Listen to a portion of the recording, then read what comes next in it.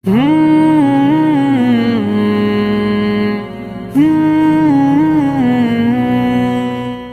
আমাদেরকে ভালো রাখেন তিনি কে? যিনি আমাদেরকে রোগ দান করেন তিনি কে? যিনি আমাদেরকে শোনার তৌফিক দিয়েছেন তিনি কে? যিনি আমাদেরকে বলার তৌফিক দিয়েছেন তিনি কে?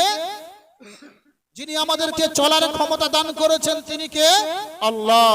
এই আল্লাহর জাত ও সিফাত সম্পর্কে আজকে আমাদের জানতে হবে। কারণ বর্তমানে আমাদের অনেক মুসলমান ভাই আল্লাহর জাত ও সিফাত না বোঝার কারণে, আল্লাহর গুণাবলী নাম সম্পর্কে না জানার কারণে, আল্লাহর অস্তিত্ব কি সেগুলো না জানার কারণে নাস্তিক হয়ে যাচ্ছে না।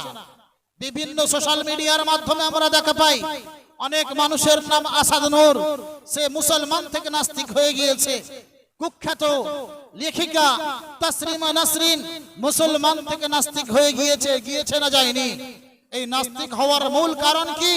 এই নাস্তিক হওয়ার মূল কারণ আল্লাহকে চেনেনি, কোরআন অধ্যয়ন করেনি, রাসূলের বাণীকে অন্তরে ধারণ করতে পারেনি, সাহাবীদের জীবনকে নিজের মনে নিতে পারেনি। যদি আল্লাহর কিতাব কোরআনে কারীমকে সঠিকভাবে অধ্যয়ন করত, রাসূল করিম সাল্লাল্লাহু আলাইহি ওয়াসাল্লামের জীবনীকে খুলে দেখত এবং তার সঙ্গে সঙ্গে সাহাবায়ে কেরাম রাদিয়াল্লাহু তাআলা আনহুমের দেওয়া কুরবানিগুলোকে ভালো করে সামনে রাখত, কোনোদিন সে পথভ্রষ্ট হতো না। তবে মনে রাখতে হবে এই আল্লাহর পরিচয় কি? আল্লাহ তিনি নিজের পরিচয় কোথাও দিয়েছেন না আমরা আমাদের মন গড়া বানানো জিনিস দিয়ে আল্লাহর পরিচয় ঘটাবো? মনে রাখতে হবে আল্লাহ যিনি খালিক, আল্লাহ যিনি মালিক, আল্লাহ যিনি করিম, আল্লাহ যিনি রহিম, তিনি তানার সমস্ত গুণাবলী, তানার সিফাত, তানার জাত, তানার পরিচয় তিনি কোরআনে ঘোষণা করেছেন। আমরা প্রত্যেকেই কোরআনে কারীমের একটা ছোট্ট সূরা পড়ি যার মর্যাদা অনেক বেশি। তার নামটা কি বলবেন একটু? জোরে বলেন। খুব সুন্দর, মাশাআল্লাহ। তাহলে আমরা জানি না কি এর তারতম্য বুঝে আমরা আগে যাব ইনশাআল্লাহ। ঠিক আছে ভাই, কথা বুঝে কাজ করেন, ইনশাআল্লাহ আমাদের আমলে ঢুকবে। আর যদি সারা রাত কানে হাত দিয়ে আর মা বাবার কিস্সা কাহিনী চলে যায় তো ইনশাআল্লাহ সকাল পর্যন্ত ওটা কিছু খুঁজে পাবেন না। এতটাই বলবেন হুজুর এসেছিল বড় সুরওয়ালা ছিল, সুর দিয়ে আমাদের বুঝিয়ে দিয়ে চলে গেছেন, কিন্তু আমরা কিচ্ছু বুঝিনি। সূরা ইখলাস কে কে জানি একটু হাত তুলে দেখাই। মাশাআল্লাহ, মাশাআল্লাহ, মাশাআল্লাহ, সকলেই জানে। আল্লাহ কবুল করুক, বলি আল্লাহুম্মা আমিন।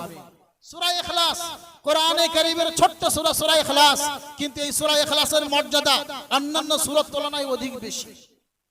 প্রথম সূরা ইখলাসের ফজিলত কি আমরা প্রত্যেকেই জানি। আল্লাহর নবী সাল্লাল্লাহু আলাইহি ওয়াসাল্লাম বলেন, মান ক্বারা সূরাতুল ইখলাস ফাকাদ ক্বারা 10। যে ব্যক্তি সূরা ইখলাস পড়বে কোরআনে কারীমের 10 পারা সে তেলাওয়াত করবে। কয় পারা? 10 পারা। একবার সূরা ইখলাস পড়লে 10 পারা কোরআনে কারীম তেলাওয়াত করা সওয়াব পাবে। তিনবার পড়লে 3 × 10 = 30 পারা। 30 পারায় কটা কোরআন হয়? এক খতম কোরআনের সওয়াব। বলি সুবহানাল্লাহ। কিন্তু আমার এখানে ফজিলত বর্ণনা করার উদ্দেশ্য নয়, আল্লাহর পরিচয় দেওয়ার উদ্দেশ্য, যে আল্লাহর পরিচয় কোরআনের মধ্যে দিয়েছেন না দেননি, এখান থেকে আমি শুরু করতে চাই। এই সূরা ইখলাস নাজিল হলো কবে? এর শানে নুজুল কি? এই সূরাকে নাজিল আল্লাহ করলেন কেন? কি প্রয়োজন ছিল? প্রশ্ন আসে না? এবং এর এত মান, এর এত গুণ কেন? আমরা প্রথমেই স্বীকার করেছি পৃথিবীতে সমস্ত জিনিস এসেছে, সমস্ত জিনিস চলে যাবে। পৃথিবীতে যে জন্ম নিয়েছে তার মৃত্যু একদিন হবে, সব কিছু ধ্বংস হয়ে যাবে। কোরআনে কারীমে সূরা রহমানের মধ্যে আল্লাহ পাক ঘোষণা দিয়েছেন, কুল্লু মান আলাইহা ফান। পৃথিবীর বুকে যা কিছু আছে প্রত্যেকটা জিনিস ধ্বংসপ্রাপ্ত। ওয়ায়াবকা ওয়াজহু রাব্বিকা যুল জালালি ওয়াল ইকরাম। কেবলমাত্র আল্লাহ পাকের জাত বাকি থাকবে, তাই না?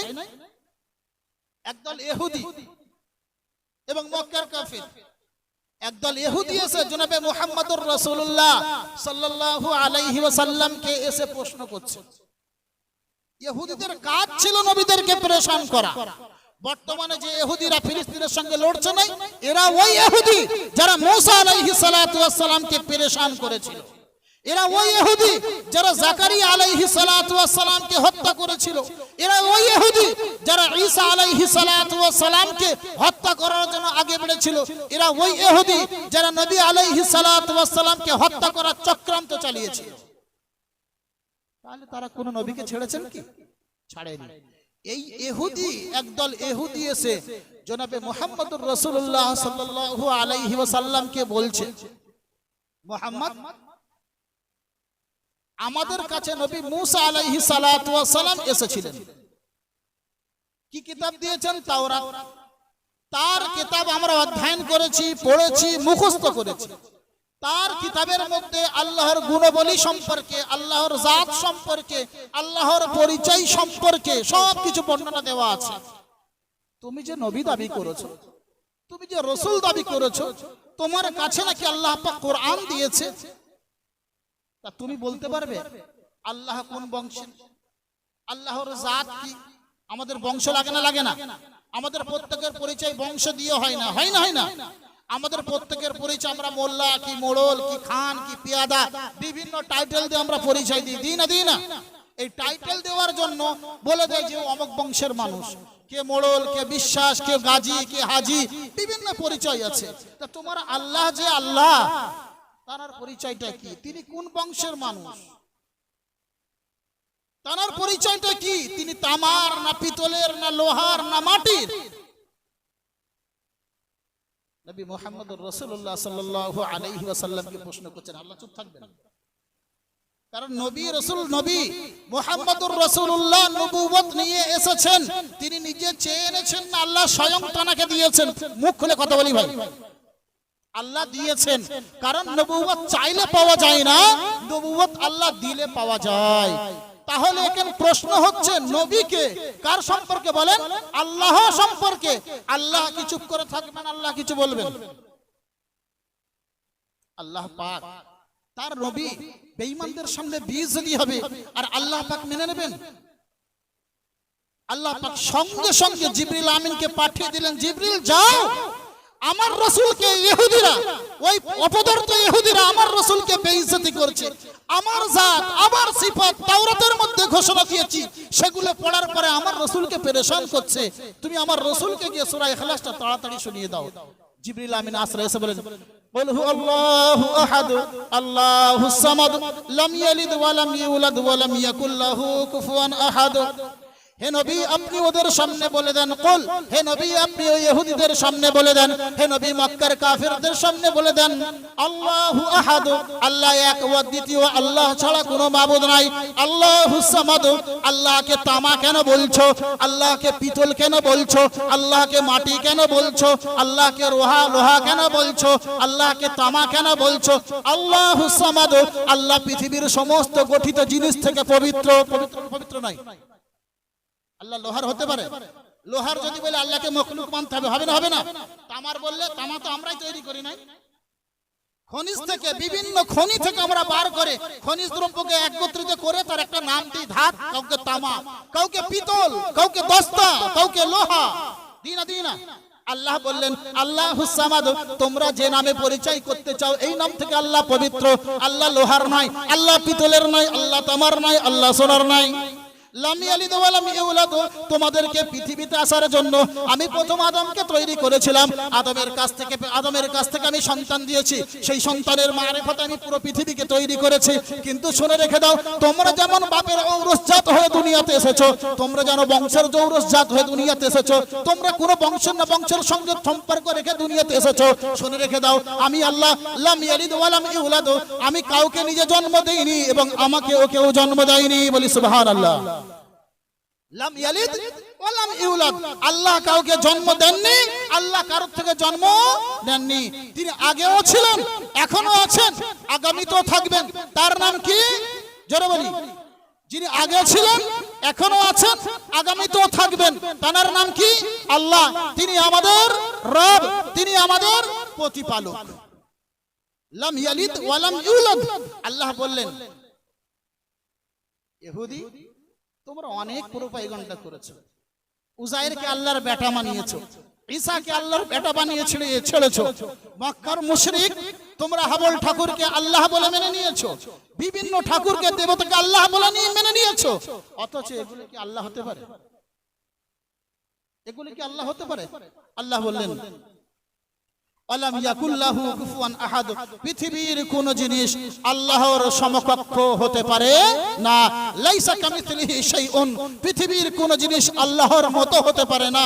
ওয়া সামিউল আলিম, ও আল্লাহ দূরে থেকে শুনতে পান, দূরে থেকে জানতে পারেন আমরা কি করি, আমরা কি করব, ঠিক না ভুল? তাহলে আল্লাহ পাক জানিয়ে দিলেন সূরা ইখলাস, কোরআনে কারীমের 112 নম্বর সূরা, সূরা ইখলাসের মধ্যে আল্লাহ পাক পূর্ণাঙ্গ নিজের প্রশংসা, পূর্ণাঙ্গ নিজের ক্ষমতা, পূর্ণাঙ্গ নিজের পাওয়ার, পূর্ণাঙ্গ নিজের পরিচয় আল্লাহ পাক জানিয়ে দিলেন। এছাড়া কি কোরআনে কারীমের আর কোনো আয়াত আছে? কোরআনে কারীমে অজস্র আয়াত আছে, যে আয়াতের মধ্যে আল্লাহ পাক বিভিন্ন সিফাতকে, বিভিন্ন গুণকে তুলে ধরেছেন। সূরার নাম সূরা বাকারা, কি বললাম?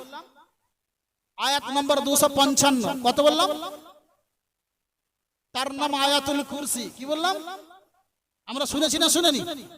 আমরা শুনেছি আয়াতুল কুরসি। এই আয়াতুল কুরসির ফজিলত কি? বিশ্বনবী মুহাম্মদুর রাসূলুল্লাহ সাল্লাল্লাহু আলাইহি ওয়াসাল্লাম বলেন, হে আমার উম্মত তোমরা শুনে রেখে দাও, তোমাদের সামনে আল্লাহ পাকের তরফ থেকে একটা আয়াত দেওয়া হয়েছে, যে আয়াতটা না তাওরাতে ছিল না, জাবুরে ছিল না, ইনজিলে ছিল।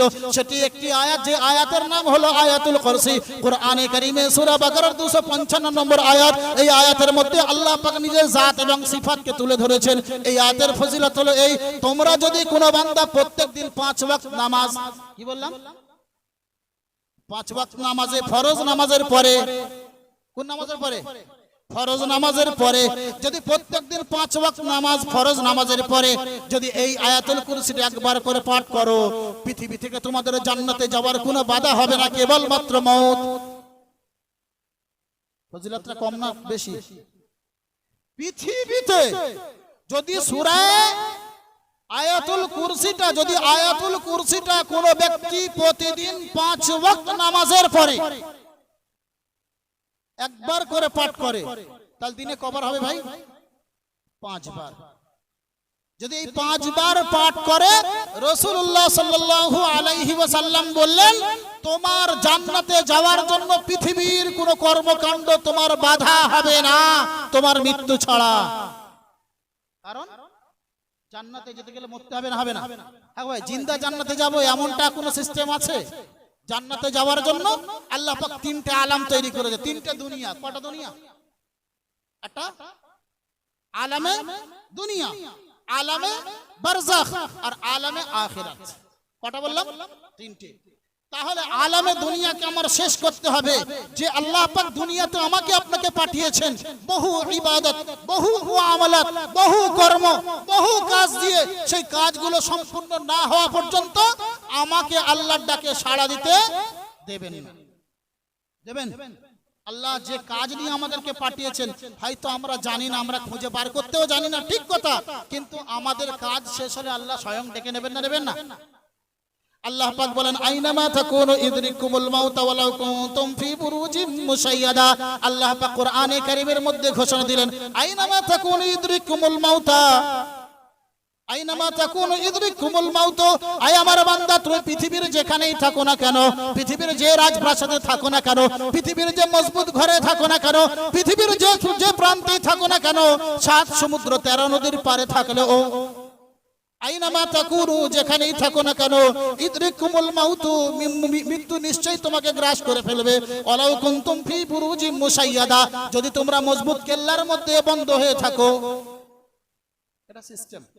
আমরা জানি পৃথিবীতে আমরা যখন এসেছি একটা সিস্টেম নিয়ে, প্রথম বড় ভাই এসছে, তারপর মেজো ভাই এসছে, তারপর সেজো ভাই এসছে। এসছে না আসেনি? জি, এসছে না আসেনি? আবার বিয়ে শাদীর সময় কিন্তু এই সিস্টেমটা অনেকে মেনেছে, অনেকে মানেনি, তাই না? কিন্তু মৃত্যুর সময় কে আগে যাবে? একটু হাত তুলে দেখাই। বড় না ছোট? আমাদের আসার সিরিয়াল ছিল কিন্তু যাওয়ার সিরিয়াল নাই। কারণ কি? কুল্লুমান আলাইহা ফান, প্রত্যেক জিনিসটা ধ্বংসপ্রাপ্ত। কে কখন ধ্বংস হবে সেটা কে জানে? আল্লাহ। কুল্লু নাফসিন যায়িকাতুল মাউত সুম্মা ইলাইনা তুরজাউন, প্রত্যেক নফসকে, প্রত্যেক জানকে মৃত্যুর স্বাদ গ্রহণ করতে হবে।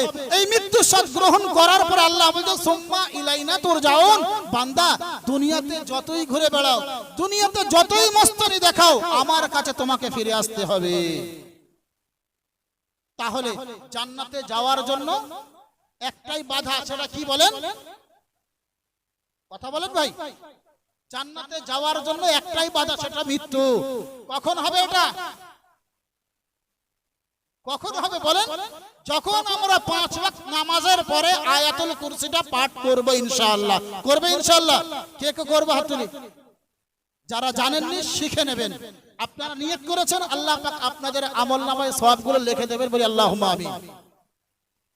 এই আয়াতুল কুরসি এমন কেমন তেমন আয়াত শুধু নয়, এই আয়াতুল কুরসি শয়তান পর্যন্ত কে ভয় পায়, এবং শয়তান নিজের বিপদ থেকে বাঁচার জন্য এই আয়াতুল কুরসিকে ঢাল বানিয়েছিল।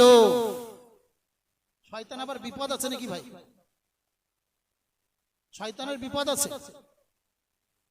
বুখারী শরীফ কিতাবুত তাফসীর এই আয়াতুল কুরসির যেখানে ব্যাখ্যা দিয়েছেন, তাফসীর করেছেন, সেখানে ইমাম বুখারী নিয়ে এসেছেন। তিরমিজি শরীফ আবু তাফসীর আয়াত ইমামে তিরমিজি রাহমাতুল্লাহ আলাইহি যেখানে এই আয়াতুল কুরসির ব্যাখ্যা দিয়ে তাফসীর করেছেন, সেখানে গিয়ে এই ওয়াকিয়া, এই ঘটনাটা নিয়ে এসেছেন। ঘটনা কি? আল্লাহর নবীর সাহাবী আবু হুরায়রা, কি নাম বললাম? নাম বলতে হবে ভাই। ভাই এইগুলোই তো আমাদের দিন নাকি? জলসা দেওয়ার উদ্দেশ্য কি? শেখা। আল্লাহর নবী সাহাবী, নাম বললাম কি বলেন? আবু হুরায়রা রাদিয়াল্লাহু তাআলা আনহু, বড় প্রিয় সাহাবী। আল্লাহর রাসূল তানার উপাধি নাম দিলেন আবু হুরায়রা। তানার আসল নাম কি পৃথিবীর মানুষ ভুলে গেল, এই নামটাই প্রসিদ্ধ হয়ে গেল। আজও পর্যন্ত কোনো মুহাদ্দিসিন পয়দা হয়নি যারা আবু হুরায়রার আসল নাম সঠিকভাবে চ্যালেঞ্জের সঙ্গে বলে দেবে। তানার নাম কি ছিল? তিনি কবিলা দাউসের মানুষ ছিলেন। তিনি ইসলাম গ্রহণ করলেন রাসূলের হাতে।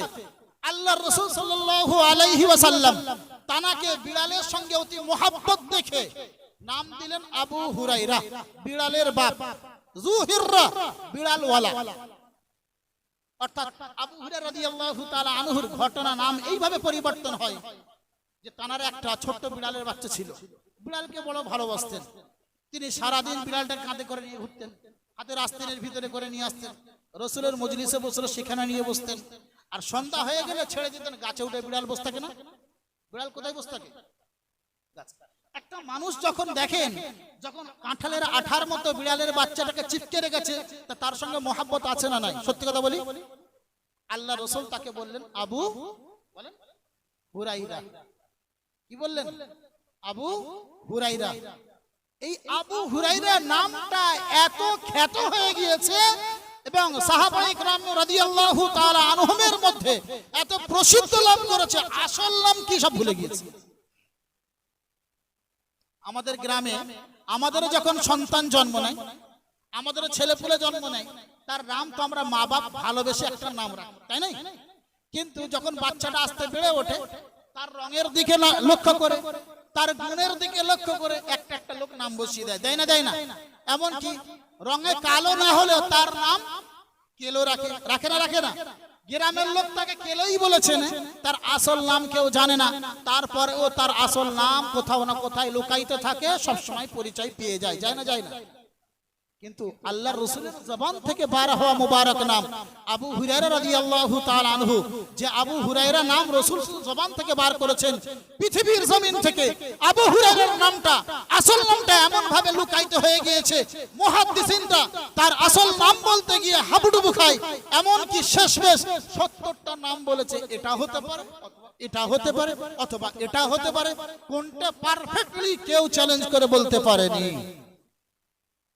এই সাহাবীর ঘটনা। আল্লাহর নবী সাল্লাল্লাহু আলাইহি ওয়াসাল্লামের বাইতুল মাল ছিল, অর্থাৎ যাকাতের মাল যেগুলো আসতো, যুদ্ধ থেকে গনিমতের মাল যেগুলো আসতো, ফিতরা ও সাদাকাতের মাল যেগুলো আসতো, একটা ঘরে সংরক্ষণ করতেন। রাসূলুল্লাহ সাল্লাল্লাহু আলাইহি ওয়াসাল্লাম সেই ঘরকে দেখভাল করার দায়িত্ব দিলেন আবু হুরায়রার প্রতি। তার প্রতি অর্থাৎ সেই ঘরের দ্বারকা, সেই ঘরকে পাহারাদাতা কে বেনেছেন? আবু হুরায়রা রাদিয়াল্লাহু তাআলা খাজানচি বলি আমরা, তিনি দায়িত্ব নিয়েছেন কার কাছ থেকে? রাসূলুল্লাহ সাল্লাল্লাহু আলাইহি ওয়াসাল্লামের কাছ থেকে। বড় মানুষের কাছে বড় দায়িত্ব পেয়েছেন। সারা রাত তিনি আর ঘুমান না, পাশের ঘরে থাকেন। হঠাৎ করে রাত্রে এসে দেখছেন, রাত্রে দেখা পাচ্ছেন একজন মানুষ এসে মালজাল সব গোছগাছ করা শুরু করে দিয়েছে, নিজের ব্যাগের মধ্যে ঢোকাচ্ছে, আটা ঢোকাচ্ছে, খেজুর ঢোকাচ্ছে, গুড় ঢোকাচ্ছে, চিনি ঢোকাচ্ছে, বারে বারে ঢুকিয়ে নিচ্ছে। আবু হুরায়রা রাদিয়াল্লাহু তাআলা আনহু কি করবেন? আমরা হলে কি করতাম বলি ভাই? ধরবে না ধরবে না? আবু হুরায়রা রাদিয়াল্লাহু আনহু ঝাপাস করে ফেলেছে, এই তুই মাল নিয়ে যাচ্ছ? তখন বলছে, ভাই আমি মাল কেন নিয়ে যাব না, আমি বড় দুস্থ, আমি বড় গরিব, আমার বাড়িতে অনেকগুলো বাচ্চা আছে, আমার বাড়িতে বিবি বাচ্চারা কয়েকদিন যাবত ক্ষুধার্ত, খাইনি, পেটের জ্বালায় তড়পাচ্ছে, আমার কোনো মালের ব্যবস্থা ছিল না, তাই আমি এখানে এসে খানটাক মালের সন্ধান পেয়েছিলাম, তাই একটু নিয়ে যাচ্ছি। ভাই গরিবের উপরে রহম করো, গরিবের উপরে দয়া করো, তুমি আজকের দিন আমাকে ছেড়ে দাও। আবু হুরায়রা রাদিয়াল্লাহু তাআলা বলছেন, ঠিক আছে তোমাকে আজকে দিন আমি ছেড়ে দিলাম, কিন্তু আগামীতে যেন কোনোদিন এর তীর সীমানায় না পাই। আমরা এই কথাই বলবো তো? আবু হুরায়রা রাদিয়াল্লাহু তাআলা ফজরের নামাজে গিয়েছেন। আল্লাহর নবী সাল্লাল্লাহু আলাইহি ওয়াসাল্লাম বলছেন, ইয়া আবু হুরায়রা, আই আবু হুরায়রা, গত রাতে তোমার চোর কি ব্যবস্থা করলো? আবু হুরায়রা আকাশ থেকে পড়ে গেছেন, ইয়া রাসূলুল্লাহ আপনি জানলেন কিভাবে? বলল, হ্যাঁ গত রাতে তোমার ঘরে কেউ এসেছিল না, তার ঘটনা কি? বলল, ইয়া রাসূলুল্লাহ এইরকম কন্দন করে, আমাকে দুঃখের কথা শোনায়, আমি তার দুঃখে জর্জরিত হয়ে ইয়া রাসূলুল্লাহ আমি তাকে বললাম যে এইবারটা আমি ছেড়ে দিচ্ছি, আগামীতে কিন্তু ছেড়ে দেব না, আগামীতে আসলে কিন্তু ধরে বেঁধে রাখবো, রাসূলুল্লাহর দরবারে নিয়ে যাব। আল্লাহ রাসূল বলে, সায়াউদ কদান ইনশাআল্লাহ। আল্লাহ রাসূল বলেন, আবু হুরায়রা ও চলে গেছে নাই, ও বলে গেছে আগামীকাল আবার আসবে, দেখে নিও। আবু হুরায়রা রাদিয়াল্লাহু তাআলা আনহু রাসূলুল্লাহ সাল্লাল্লাহু আলাইহি ওয়াসাল্লামের জবান থেকে শুনলেন, রাসূলুল্লাহ সাল্লাল্লাহু আলাইহি ওয়াসাল্লামের জবান থেকে শুনে তিনি রাতে অধীর আগ্রহের মধ্যে দাঁড়িয়ে আছেন, অপেক্ষা করছেন আবার কখন ঢোকে। আবার একই অবস্থা। আবু হুরায়রা রাদিয়াল্লাহু তাআলা আনহু তিনি গিয়ে আবার পুনরায় ধরলেন, ধরার পরে বলছে, আবু হুরায়রা আমার বাড়িতে সেই মালগুলো কুলাইনি, যতটা নিয়ে গিয়েছিলাম ততটা শেষ হয়ে গিয়েছে আবু হুরায়রা, আর একবারের মতো সুযোগ দাও, এরপরে আর আমি কোনোদিন আসবো না, আমি তোমার সঙ্গে পাক্কা ওয়াদা করছি। রাসূলুল্লাহ সাল্লাল্লাহু আলাইহি ওয়াসাল্লামের ফজরের নামাজে আবু হুরায়রা আল্লাহর নবী সাল্লাল্লাহু আলাইহি ওয়াসাল্লামের সঙ্গে মুলাকাত করলেন। আল্লাহ রাসূল ওই কথা জিজ্ঞাসা করলেন, আবু হুরায়রা কি ব্যাপার, আজ রাতে এসেছিল নাকি? আবু হুরায়রা রাদিয়াল্লাহু তাআলা আনহু বললেন, ইয়া রাসূলুল্লাহ অবশ্যই আজকে রাতেও এসেছিল, ওই রকম কন্দন করলো, শেষবারের মতো ওয়াদা করে গিয়েছে আর আসবে না। ইয়া রাসূলুল্লাহ এইবারের মতো আমি মাফ করেছি, আগামীবার তৃতীয়বার যদি ওই কাজ করতে আসে আমি ধরে অবশ্যই আপনার মজলিসে নিয়ে আসব।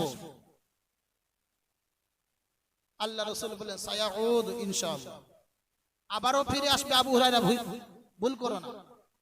তৃতীয় দিন রাতে আবার এসেছে। আবু হুরায়রা রাদিয়াল্লাহু তাআলা আনহু কেমন করে ধরবেন? আমরা হলে কি করব বলেন? কেমন করে ধরবো? পিছন দিক থেকে পাঁজা মেরে শুধু নয়, দড়ি ব্যবস্থা করে রাখবে, এলে ধরবো, বাঁধবো, সমস্ত মানুষের সামনে উলঙ্গ করে ছেড়ে দেবো। আমরা এমন মনে করি না?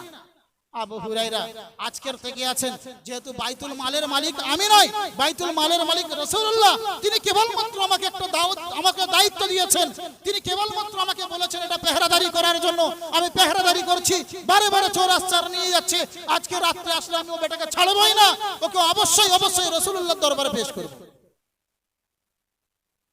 আবু হুরায়রা অধীর আগ্রহে দাঁড়িয়ে আছেন, ওদিক থেকে আবার মাল হাজির, চোর হাজির।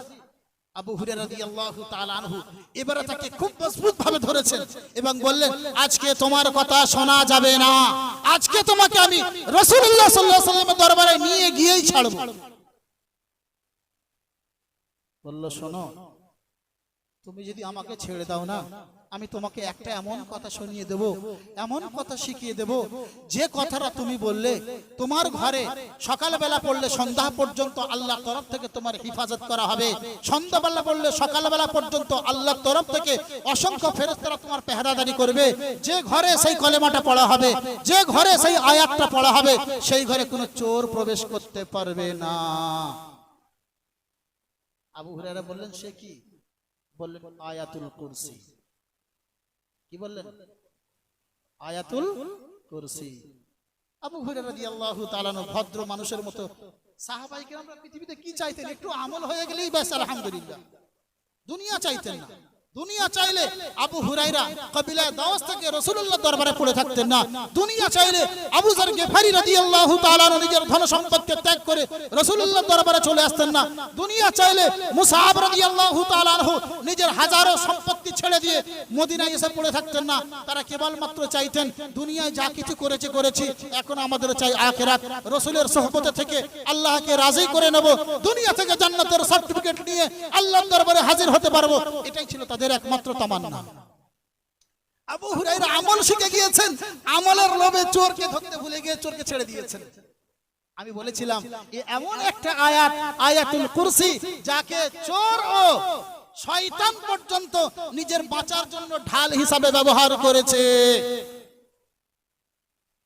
ফজরে আল্লাহ রাসূল সাল্লাল্লাহু আলাইহি ওয়াসাল্লামের সঙ্গে দেখা।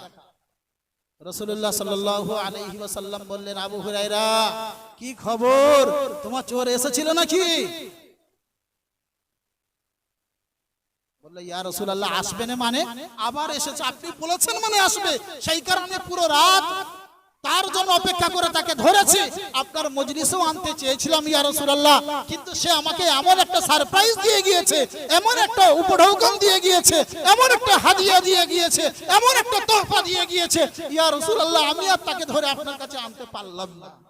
আল্লাহ রাসূল বললেন কি? আল্লাহ রাসূল সাল্লাল্লাহু আলাইহি ওয়াসাল্লামকে আবু হুরায়রা রাদিয়াল্লাহু তাআলা আনহু শোনালেন, ইয়া রাসূলুল্লাহ, ইয়া হাবিবাল্লাহ, সে আমাকে শোনালো আয়াতুল কুরসির কথা, যেটা আমরা প্রত্যেকদিন পাঠ করি, তার মর্ম বুঝি না।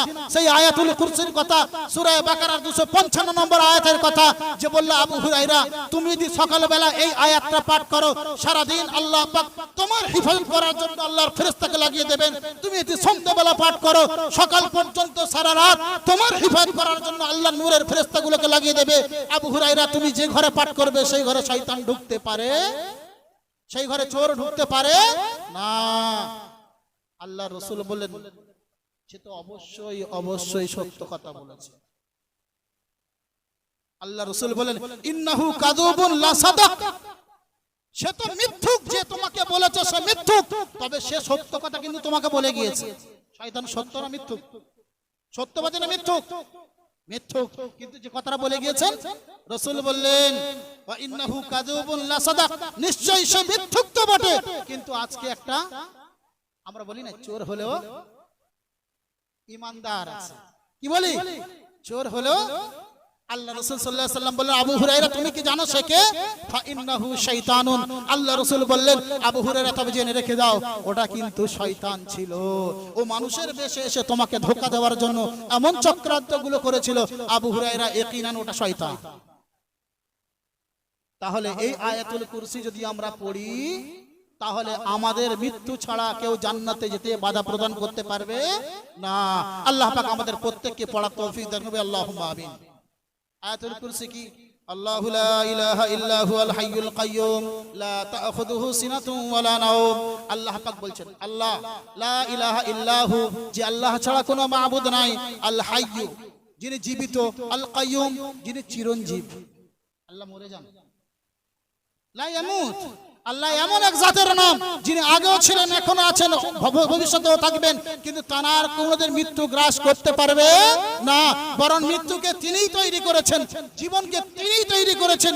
ইহয়ী ওয়া ইউমীত, তিনি জীবনও দান করতে পারেন, তিনি মৃত্যুও দিতে পারেন। পারেন না? পারেন না? আমরা গভীর নিদ্রায়, আমরা রাতে গভীর নিদ্রায় মগ্ন হয়ে যাই। আমাদের হাত কোথায় চলে আমরা জানি না, আমাদের পা কোথায় চলে আমরা জানি না, আমাদের নিঃশ্বাস চলছে না, বন্ধ হয়ে গিয়েছে, ঘুমের তাড়নায় আমরা জানি না। আমরা ঘুমে এত ঢলে পড়ি, সারাদিন সামান্য কিছু কাজ করার পরে আমরা নিজেদেরকে এত বেশি ক্লান্ত বোধ মনে করি যে আমার সারা রাত এনে ঘুমের সঙ্গে পার হয়ে যায়, আমার ঘুমের মধ্যে ব্যাঘাত ঘটে না। অথচ আল্লাহ এমন হাই, আল্লাহ এমন জীবিত, আল্লাহ এমন চিরঞ্জীব, যিনি আমার আপনার জন্য শোয় না, যিনি আমার আপনার জন্য ঘুমান না। আল্লাহ বলছেন, আমি আল্লাহ এমন আল্লাহ, লা তাখুযুহু সিনাতুন ওয়ালা নাওম, আমাকে কোনোদিন নিদ্রাও আসে না, তন্দ্রাও আসে না। বলি সুবহানাল্লাহ। আপনার হাতে পাল্লা যদি দেওয়া হয়, পাল্লা যদি দেওয়া হয়, আর পাল্লায় যদি ওজন করার জন্য সামানপত্র তোলেন, আমার কথা বুঝতে পারছেন? আর আপনার এই তন্ত্র লাগে, পাল্লা হাতে থাকবে না, পড়ে যাবে। এই কুল কায়নাতকে সামলানোর পাল্লা, এই কুল কায়নাতকে চালানোর পাল্লার চাবিকাঠি কার হাতে? আল্লাহর হাতে। আল্লাহ যদি একবার একটু নাড়া দেয় কেমন হয়? ভূমিকম্প। ভূমিকম্প। কেমন ভূমিকম্প? সুনামি দেখেছেন তো? পানির মাছ গাছের মাথায়, মাটির গরু গাছে উঠে যায়, যায় না? যায় না? আল্লাহ পাক এর বর্ণনা কোরআনে দিয়েছেন। আল্লাহ পাক পবিত্র কালাম পাকের মধ্যে বলেন, ইদা জুলজিলাতিল আরদু জিলজালাহা ওয়া আখরাজাতিল আরদু আসকালাহা, যখন জমিন ভূমিকম্পের মধ্যে ধসে যাবে, জমিন তার নিজের সমস্ত সামগ্রী বার করে দেবে। ওয়া আখরাজাতিল আরদু আসকালাহা, আমরা যে জমিনের মধ্যে স্থায়ী আছি, এটা জমিনের জন্য বড় বোঝা। আমাদের যে মুর্দাগুলো জমিনে দাফন করা হয়েছে, এটা জমিনের জন্য বড় বোঝা। আল্লাহর ইশারা হবে, জমিন সবকে উপরে তুলে দেবে, জমিনের মধ্যে কিছুই রাখবে না। ওয়াকালাল ইনসানু মা লাহা, মানুষ বলবে, ও জমিন তোমার কি হয়ে গেল? তুমি এমন করছো কেন? তুমি তো স্থির ছিলে, তুমি নড়াচড়া করছো কেন? তুমি তো নড়াচড়া করলে আমরা জমে থাকতে পারবো না। হে জমিন, তুমি নিচের থেকে সমস্ত কিছু তুলে দিচ্ছ কেন? আমরা তো তোমার পেটে লুকিয়ে রেখেছিলাম। ওয়াকালাল ইনসানু মা লাহা ইয়াউমাইদিন তুহাদ্দিসু আখবারাহা, ওই দিনে জমিন মানুষকে বলে দেবে তার সমস্ত খবরের ঘটনা। ওই দিন মানুষকে জমিন বলে দেবে সে মানুষ জমিনের বুকে থেকে কি করেছিল। তাহলে জানা গেল এখানে যে আল্লাহ পাক জমিনকে নিয়ন্ত্রণ করছেন, আসমানকে নিয়ন্ত্রণ করছেন, আমার আপনার মতো বান্দাকে সুখ দেওয়ার জন্য, চ্যান দেওয়ার জন্য, শান্তি দেওয়ার জন্য। সেই আল্লাহ পাককে যদি কেউ অস্বীকার করে, সে কাফির হবে না? হবে না? অথচ দেখা যাচ্ছে আমরা আল্লাহর ওয়াহদানিয়ত না জানার কারণে আমাদের মধ্যে অনেক সন্তান নাস্তিক হয়ে যাচ্ছে, অনেকে কাফির হয়ে যাচ্ছে, অনেকে মুরতাদ হয়ে যাচ্ছে। তাই আজকে আমাদের প্রত্যেককে প্রতিজ্ঞাবদ্ধ হতে হবে যে আমাদেরকে ওয়াদা করতে হবে যে আমরা কোরআন এবং হাদিস থেকে যা কিছু পাবো সেইগুলো মানবো এবং তার উপর আমল করবো ইনশাআল্লাহ। আল্লাহ পাক কোরআনে কারীম 4 নম্বর সূরা নিসা আয়াত নম্বর 87, আল্লাহ আরো পরিচয় তুলে ধরলেন। আল্লাহ কি? আল্লাহ বলছেন, আল্লাহু লা ইলাহা ইল্লাহু লা ইয়াজমা'আন্নাকুম ইলা ইয়াউমিল কিয়ামাতি লা রাইবা ফীহ। আল্লাহ বললেন, হে আমার বান্দা শোনো, আমি আল্লাহ এক ও দ্বিতীয়, আমি আল্লাহ ছাড়া কোনো মাবুদ নাই। আমি আল্লাহ তো ওই আল্লাহ যে আল্লাহ তোমাদেরকে এমন একদিনে জমা করবে যে দিন সম্পর্কে কোনো সন্দেহের অবকাশ নাই। আল্লাহ আবার বললেন, আমান আসদাকু মিনাল্লাহি হাদিসা, আল্লাহ থেকে বেশি সত্য কথা কে বলতে পারে? আল্লাহ মিথ্যা বলতে পারেন? আল্লাহ মিথ্যা কোনোদিন বলেন? আল্লাহ কোনোদিন মিথ্যা বলেন না। আল্লাহ যা কিছু বলেন সত্য বলেন, বান্দার কল্যাণের জন্য বলেন, বান্দার মঙ্গলটাই চান। ওই আল্লাহ তার পরিচয় আরো দিচ্ছেন সূরা রাদ। কোন সূরা বললাম বলেন? কোরআনে কারীমের 13 নম্বর সূরা রাদ। এই সূরা রাদের 2 নম্বর আয়াতের মধ্যে বলছেন, আল্লাহুল্লাযী রাফা'আস সামাওয়াতি বিগাইরি আমাদিন তারাউনাহা, ওই আল্লাহ যে আল্লাহ আসমানকে উঁচু করেছে বিনা কোনো স্তম্ভে, বিনা কোনো সুতুরে। আসমানের চারিদিকটা আপনি ঘুরে দেখতে পারেন। আমরা পৃথিবীর বুকে একটা ছাদ দিতে গেলে 8টা 6টা কলম লাগাই না? এমনকি পৃথিবীর বুকে আমরা যদি কোনো ব্রিজ তৈরি করতে যাই, ব্রিজের এই পার থেকে ওই পার পর্যন্ত পৌঁছাতে গিয়ে মধ্যখানে কতগুলো আমাদেরকে পিলার লাগাতে হয়। হাসনাবাদ নদী থেকে একবার দেখে আসি, মালঞ্চ বিদ্যাধরী নদী থেকে একবার দেখে আসি।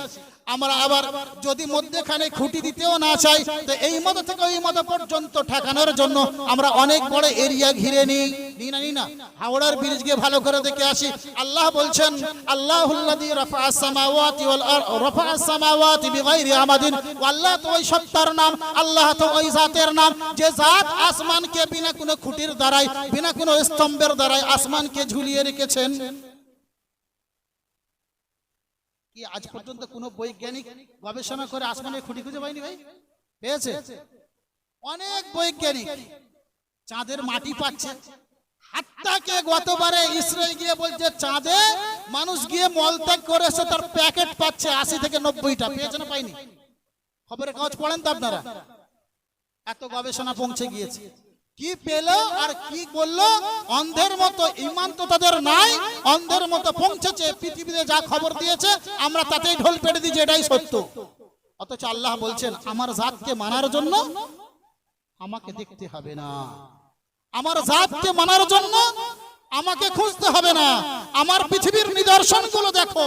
আমি আল্লাহ পাক তোমার মতো মানবের মাথায় একটা মগজ দিয়েছি, তোমার মতো মানবের মাথায় দুইটা চোখ দিয়েছি, তোমার মতো মানবের মাথায় একটা নাক দিয়েছি, তোমার মতো মানবের মাথায় কয়েকগুলো দাঁত দিয়েছি, তোমার মতো মানবের মধ্যে একটা জবান দিয়েছি, তোমার মতো মানবের মধ্যে দুটো হাত দিয়েছি, তোমার মতো মানবের মধ্যে দুটো পা দিয়েছি। তুমি এইগুলো নিয়ে গবেষণা করো।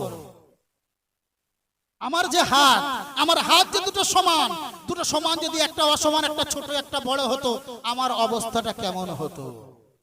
আমার যে দুটো চোখ, আল্লাহ পাক দুটো না দিয়ে একটা দিলে আমাকে দেখতে কেমন লাগতো? আমার যে জিভটা বড় হয়ে ছোট, বড় না হয়ে জিভটা সমান না হয়ে ছোট হতো, আমাকে কেমন লাগতো? আমরা জানি আল্লাহ পাক যা কিছু তৈরি করেছেন আমার আপনার কল্যাণের জন্য, যা কিছু আদেশ দিয়েছেন আমার আপনার ভালোর জন্য, যা কিছু নির্দেশনা দিয়েছেন আমার আপনার মঙ্গলের জন্য, যাতে আমার আপনার মতো মানুষ দুনিয়া থেকে পরলোক গমন করার উপযুক্ত হয়ে যায়, দুনিয়া থেকে আখিরাতের উপযুক্ত হয়ে যায়। তাই তো বলেছেন আদ-দুনিয়া মাযরাউল আখিরাহ, দুনিয়া হলো আখিরাতের খেতিবাড়ি। আপনি চিন্তা করুন, আমার যে দুটো হাতের মধ্যে দুটো পা মনে করি, পাটা আমরা বেশি ব্যবহার করি, পাটা মনে করি, দুটো পায়ের মধ্যে একটা পা যদি 1 ইঞ্চি ছোট হয়ে যায়, আমাকে গ্রামের লোকেরা কি বলে ডাকবে ভাই? জি, আল্লাহ কি এইরকম বিচার আমার আপনার সঙ্গে করেছেন? করেননি, তাই না? আল্লাহর আচ্ছা, এটা কি পয়সা দিয়ে পাওয়া যাবে? চলেন একটা ঠ্যাং আল্লাহ যদি খুলে নেয় আর একটা পয়সা দিয়ে কৃত্রিম ঠ্যাং লাগালে ওই রকম হবে তো ইনশাআল্লাহ? কি ভাই হবে? কত টাকা পড়বে? কত টাকা পড়বে? আপনার পেটের মধ্যে দুটো কিডনি দিয়েছে, সচল না অচল? সচল। একটা বাদ দিয়ে একটা রেখে দেন, হবে না? আল্লাহ যত টাকা প্রয়োজন তত টাকাই দিয়েছেন, বেশি দিলেও খারাপ, কম দিলেও খারাপ। আল্লাহর নিয়ামত পরিমাণ মতো হলে রহমত, পরিমাণের বেশি পরিমাণের কম হলে জাহমত বা গজব। হবে না? হবে না? মনে করি আমফানের ঝড়, ভাই হাওয়া আমাদের জন্য উপকার না অপকার? কথা বলি ভাই, উপকার না অপকার? উপকার। এই গরমের দিন আসছে, হাওয়া আমাদের লাগবে না লাগবে না? কিন্তু একটু জোরে হলে, একটু জোরে হলে ভাই, আমরা আমফানের ঝড়ে নারকেল গাছের মাথা ঠোকা দেখেছি না দেখিনি? নারকেল গাছগুলো বড় বড় নারকেল গাছ, এখন তো সব গাছপালা কেটে ছোট হয়ে গিয়েছে। বড় বড় নারকেল গাছগুলো কি করছিল? পূর্ব দিকের গাছ পশ্চিম দিকে এসে ধাক্কা মারছে মাথায়, ঢাবাস করে এক কাঁধে নারকেল নিচেই পড়ে গেল। আবার পূর্ব দিকের গাছকে পশ্চিম দিকে একবার ধাক্কা মারছে ওর মাথায়, আবার তার এক কাঁধে নারকেল পড়ে গেল। এমন হয়েছে না হয়নি? সেটা হাওয়া ছিল না অন্য কিছু ছিল? ওটাও হাওয়া ছিল। পরিমাণের বেশি হলে কি হবে বলেন? মুখ ফুটে বলেন গজব। পরিমাণ থেকে কম হলে, রমজান মাস বুঝতে পেরেছেন? 27 রমজানে কেমন গরম পড়েছিল মনে আছে কি? আবার রমজান এসে গেছে, একটা বছর ভুলে গেলে হবে না, অতীতকে ভুলে ছেড়ে দিলে হবে না। অতীত থেকে শিক্ষা গ্রহণ করে বর্তমানে আমল করতে হবে, তাহলে আমাদের ভবিষ্যৎটা ভালো হবে। অতীতের কথা যদি ভুলে যাই, অতীতের কথাকে যদি মুছে দিই, অতীতের কথাকে যদি ছেড়ে দিই, বর্তমানে আমাদের আমলের জিন্দেগি তৈরি হবে না। মুস্তাকবিলে অর্থাৎ ভবিষ্যতে কি আমরা কামিয়াব হতে পারবো না। ওই আমফান আল্লাহ পাক দিতে পারেন না? পারেন না? পারেন। কারণ আল্লাহ পাক বলেছেন ইন্নাল্লাহা আলা কুল্লি শাইইন কাদির। আল্লাহ পাক সমস্ত ক্ষমতার উৎস, সমস্ত ক্ষমতা দানকারী আল্লাহ। সেই আল্লাহ পাক তার রাসূলকে পাঠিয়েছেন। এই রাসূলকে পাঠিয়েছেন, এই রাসূলকে আল্লাহ পাক পাঠিয়ে বলেছেন, কি বলেছেন? আল্লাহ রাসূল সাল্লাল্লাহু আলাইহি ওয়াসাল্লাম বিদায় হজের দিনে আরাফার ময়দানে দাঁড়িয়ে এই উম্মতকে সম্বোধন করে বলেছেন, হে আমার উম্মত, হে আমার অগণিত উম্মত, শুনে রেখে দাও, বাল্লিগু আন্নি ওয়ালাউ আয়া, তোমরা যদি আমার কাছ থেকে একটা আয়াত শিখে থাকো, আমার পরবর্তী উম্মত যারা এখনো পৃথিবীতে তোমাদের সামনে মুলাকাত হয়নি, প্রত্যেক তাদেরকে পৌঁছে দেবে। সাহাবায়ে কেরাম রাদিয়াল্লাহু তাআলা আনহুম রাসূল আকরাম সাল্লাল্লাহু আলাইহি ওয়াসাল্লামের কাছ থেকে সেই মেসেজগুলো গ্রহণ করে, সেই কথাগুলো গ্রহণ করে আজ আমাদের পর্যন্ত ছিল বলে আমরা আজ মুসলমান, আমরা আজ ঈমানওয়ালা, আমরা আজ খোদাভীরু বলে পরিচয় দিতে পারছি, নতুবা কিন্তু আমাদের এই পরিচয়টা থাকতো না। সেই রাসূল বলছেন আরাফার ময়দানে দাঁড়িয়ে, তারাকতু ফীকুম আমরাইন, তারাকতু ফিকুম, আমার সঙ্গে বলি ভাই, তারাকতু ফিকুম আমরাইন, আমি তোমাদের সামনে দুইটা জিনিস ছেড়ে যাচ্ছি। কয়টা জিনিস? কথা বলি ভাই, কয়টা জিনিস? লান তাদিল্লু, লান আরবিতে গ্রামারে না শব্দ ব্যবহার করার জন্য একটা ব্যবহার হয় মা, একটা হচ্ছে লা, একটা হচ্ছে লান, একটা হচ্ছে লাম। এই চারটে শব্দ ব্যবহার হয়। কটা? চারটে শব্দ। চারটে শব্দের মধ্যে সব থেকে ভয়াবহ শব্দ হলো লান। রাসূল বললেন তারাকতু ফিকুম আমরাইন, হে আমার উম্মত শুনে রেখে দাও, আমি তোমাদের সামনে এমন দুইটা গ্রহণকে ছেড়ে যাচ্ছি, এমন দুইটা জিনিস ছেড়ে যাচ্ছি, লান তাদিল্লু, তোমরা কশিন কালে কিয়ামতের সকাল পর্যন্ত পথভ্রষ্ট হতে পারবে না, মা তামাসসাকতুম বিহিমা, যতক্ষণ পর্যন্ত তোমরা ওটা আঁকড়ে ধরে থাকবে। তাহলে ছাড়লে লাভ না। কথা বলি ভাই, কথা না বললে আমিও কথা বলবো না, আমারও সময় শেষ করতে চলে যাব, ইরান তুরান বকেতে চলে যাব। দেখেন ভাই, এতক্ষণ কথা বলেছি, প্রায় 1 ঘন্টা হতে যাচ্ছে, এখনো পর্যন্ত একটাও বানানো কথা বলিনি। অনেক বক্তা নিয়ে আসেন, অনেক পয়সা দিয়ে নিয়ে আসেন, তারা সুর সার দিয়ে এখানকার কাহিনী ওখানকার কাহিনী, এখানকার কেসা ওখানকার কেসা বলে চলে যায়। যায় না? যায় না? মিথ্যা কথা বলছি নাই তো? কিন্তু আমি কি সেই ধরনের কোনো কথা বলেছি? যেটুকু বলবো কোরআন এবং হাদিস, আপনাদের মানবেন, ইনশাআল্লাহ আপনারা আমলি জিন্দেগি হবে, আপনারা মানলে আমার নাজাতের রাস্তা ক্লিয়ার হয়ে যাবে ইনশাআল্লাহ। রাসূল তাই বললেন তারাকতু ফিকুম আমরাইন, আমি তোমাদের সামনে দুইটা এমন জিনিস ছেড়ে যাচ্ছি, লান তাদিল্লু। রাসূল বলছেন হে আমার উম্মত শুনে রেখে দাও, আমার বাচন ভঙ্গিটা ভালো করে দেখো, লান তাদিল্লু, কোনদিন তোমরা পথভ্রষ্ট হবে না, লান তাদিল্লু, কোনদিন তোমরা রাস্তা হারিয়ে যাবে না, লান তাদিল্লু, কোনদিন তোমরা রাস্তা থেকে ভুলে যাবে না, মা তামাসসাকতুম বিহিমা, যতক্ষণ পর্যন্ত ওই দুটো কথাকে তোমরা আঁকড়ে ধরে থাকবে। সে দুটো কি? কিতাবুল্লাহ, নাম্বার 1 আল্লাহর কিতাব, সুন্নাতু রাসূলি, নাম্বার 2 তানার রাসূলের সুন্নাত অর্থাৎ হাদিসে পাক। এতক্ষণ আলোচনা এই দুটো থেকেই হচ্ছে, আগামীতে আলোচনা এই দুটো থেকেই হবে, শেষ আলোচনা এই দুটোর উপরেই হয়ে ইনশাআল্লাহ ইতি টানবো। ঠিক আছে? রাসূল করিম সাল্লাল্লাহু আলাইহি ওয়াসাল্লাম বললেন তারাকতু ফিকুম আমরাইন লা তাদিল্লু মা তামাসসাকতুম বিহিমা। রাসূল আকরাম সাল্লাল্লাহু আলাইহি ওয়াসাল্লাম বলেন, দয়ার নবী মুহাম্মদুর রাসূলুল্লাহ সাল্লাল্লাহু আলাইহি ওয়াসাল্লাম বলেন, হে আমার উম্মতেরা শুনে রেখে দাও, আমি তোমাদের সামনে দুইটা এমন জিনিস ছেড়ে যাচ্ছি, লান তাদিল্লু মা তামাসসাকতুম বিহিমা, তোমরা কোনোদিন পথভ্রষ্ট হবে না, তোমরা কোনোদিন পথ হারিয়ে যাবে না, তোমরা কোনোদিন পথ থেকে বিচলিত হবে না, মা তামাসসাকতুম বিহিমা, যতক্ষণ পর্যন্ত তোমরা তাকে ধরে রাখবে। কিতাবুল্লাহি ওয়া সুন্নাতুর রাসূলি, নাম্বার 1 আল্লাহর কিতাব কোরআনে কারীম, নাম্বার 2 রাসূলের সুন্নাত হাদিসে পাক। এই কোরআনে কারীম একটা মানবের জন্য পূর্ণাঙ্গ জীবন ব্যবস্থা, অর্থাৎ কোরআনে কারীম এমন এক কিতাবের নাম যে মানুষকে রান্নাঘর থেকে পার্লামেন্ট পর্যন্ত শিক্ষা দিয়েছে। ঠিক না ভুল? কোরআনে কারীম সর্বপ্রথম পাঠক রাসূলুল্লাহ, ঠিক? কোরআনে কারীম সর্বপ্রথম ছাত্র আবু বকর সিদ্দিক, ঠিক? কথা বলি ভাই, কথা বুঝে আসছে না? কোরআনে কারীম কে পড়েছিল সর্বপ্রথম? আল্লাহর নবী সাল্লাল্লাহু আলাইহি ওয়াসাল্লামের কাছে জিবরিল এসে শুনিয়েছেন, রাসূলুল্লাহ পড়ে উম্মতকে শুনিয়েছেন, ঠিক নাই? আল্লাহর নবী সাল্লাল্লাহু আলাইহি ওয়াসাল্লামের কাছে জিবরিল আমিন যখন আল্লাহর কাছে কোরআন নিয়ে এসে আল্লাহ রাসূল সাল্লাল্লাহু আলাইহি ওয়াসাল্লামকে শোনান। রাসূলুল্লাহ শুনতে শুনতে রাসূলুল্লাহ মাঝে মাঝে মনে করতেন হয়তো আমি ভুলে যাব, তাই রাসূলুল্লাহ সাল্লাল্লাহু আলাইহি ওয়াসাল্লাম কোরআনকে জিবরিলের সঙ্গে পড়তে থাকতেন।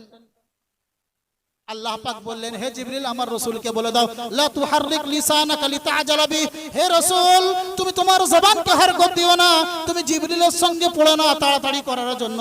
ইন্না আলাইনা জামাআহু ওয়া কুরআনা, ইয়াকিনান নিশ্চয় কোরআনে কারীম তোমার অন্তরে বসানো আমার দায়িত্ব এবং তোমার থেকে উম্মত পর্যন্ত পৌঁছে দেওয়ার দায়িত্ব, মধ্যখানে কেবলমাত্র তুমি মাধ্যম।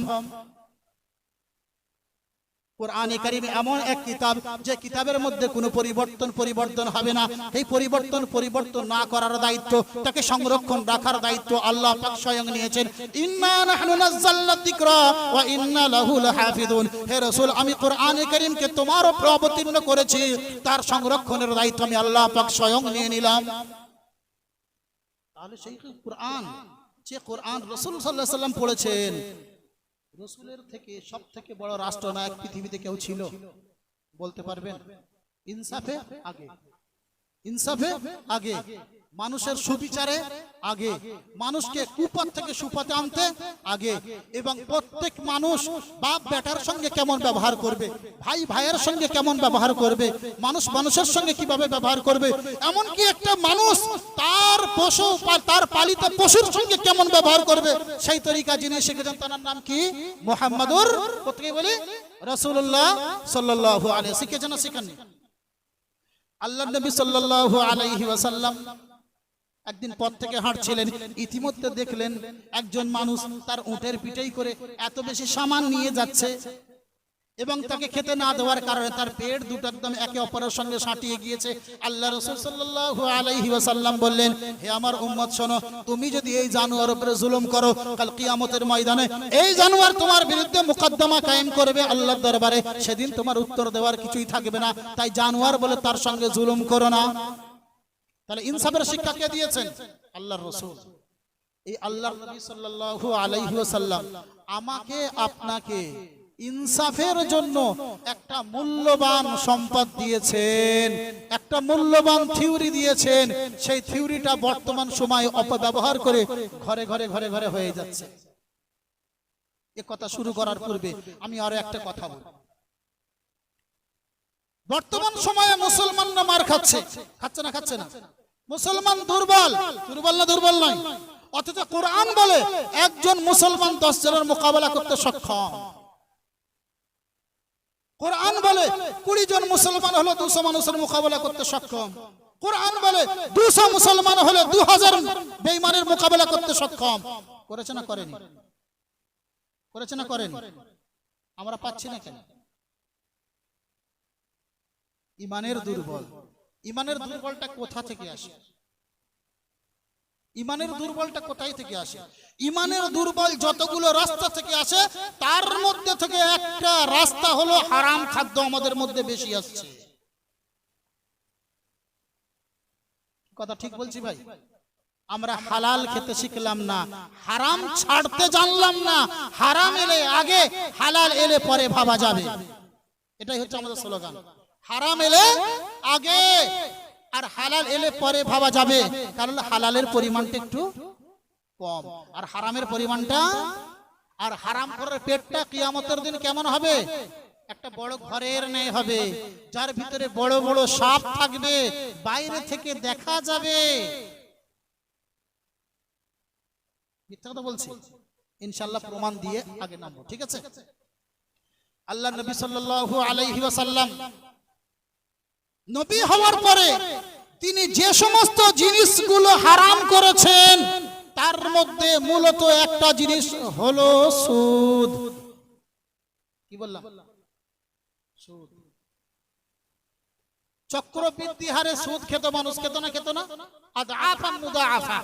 চক্রবৃদ্ধি হারে মানুষ সুদ খেত। রাসূলুল্লাহ সাল্লাল্লাহু আলাইহি ওয়াসাল্লামের যুগে তিনি দেখলেন যে কোটিপতিরা, পুঁজিপতিরা গরিবদেরকে চুষে এমন ভাবে তারা কোটিপতি হচ্ছে, গরিবরা শুকিয়ে মরে যাচ্ছে, গরিবরা ঋণের জ্বালায় আত্মহত্যা করছে, আর বড় লোকেরা ফ্যান শুধু নয় এক একটা ঘরে কয়েকটা করে এসির মতো কাজ করে তারা ঘুমাচ্ছে।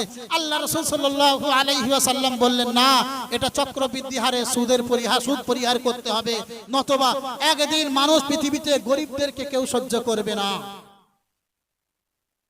রাসূলুল্লাহ সাল্লাল্লাহু আলাইহি ওয়াসাল্লাম বিদায় হজের দিনে তানার চাচা আব্বাস বিন আব্দুল মুত্তালিব রাদিয়াল্লাহু তাআলা আনহুর যে সমস্ত সুদের মুআমালা ছিল সমস্তকে তিনি মাফ করেছেন, এমনকি আসল মাল পর্যন্ত ছেড়ে দিয়েছেন এবং উম্মতকে এই সুদ পরিহার করার জন্য হুকুম করেছেন।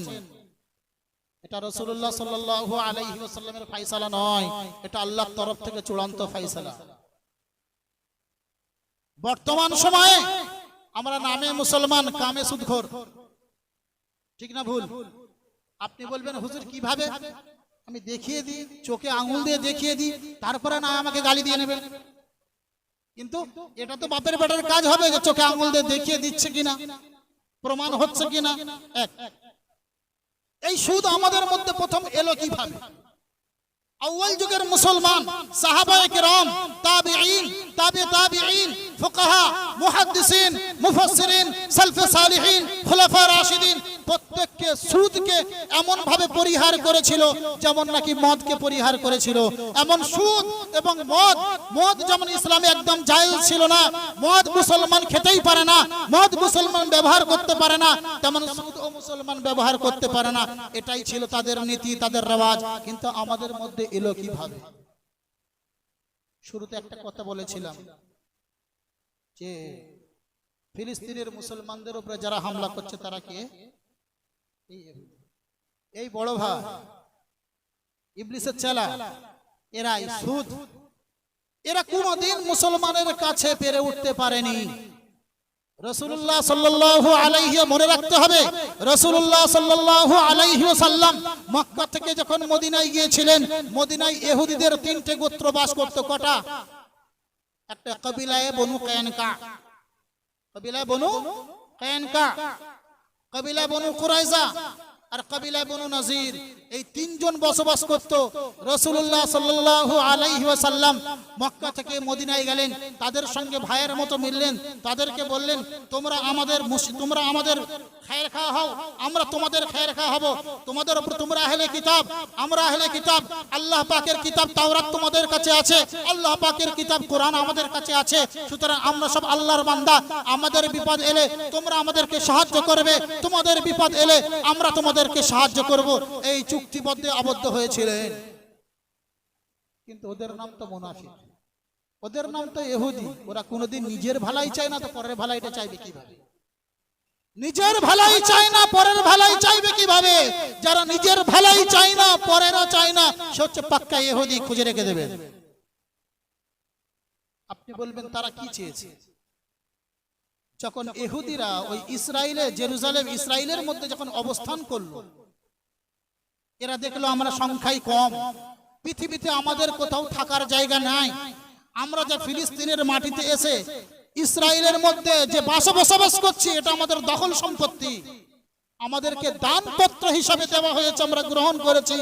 কিন্তু মুসলমানদের সঙ্গে লড়াই করে মুসলমানদের হাত থেকে পৃথিবীকে ছিনিয়ে নিতে গেলে মুসলমানদের ঈমানকে ভঙ্গ করতে হবে, মুসলমানদেরকে দুর্বল করতে হবে, মুসলমানদেরকে চূড়ান্ত পর্যায়ে পরাস্ত করতে হবে। তাহলে কিন্তু আমরা সমস্ত ক্ষমতার মালিক হয়ে যাব। কারণ ইহুদি জানে বদরের যুদ্ধে 313 জন মুশরিকদের পরাজিত করার জন্য যথেষ্ট হয়েছিল।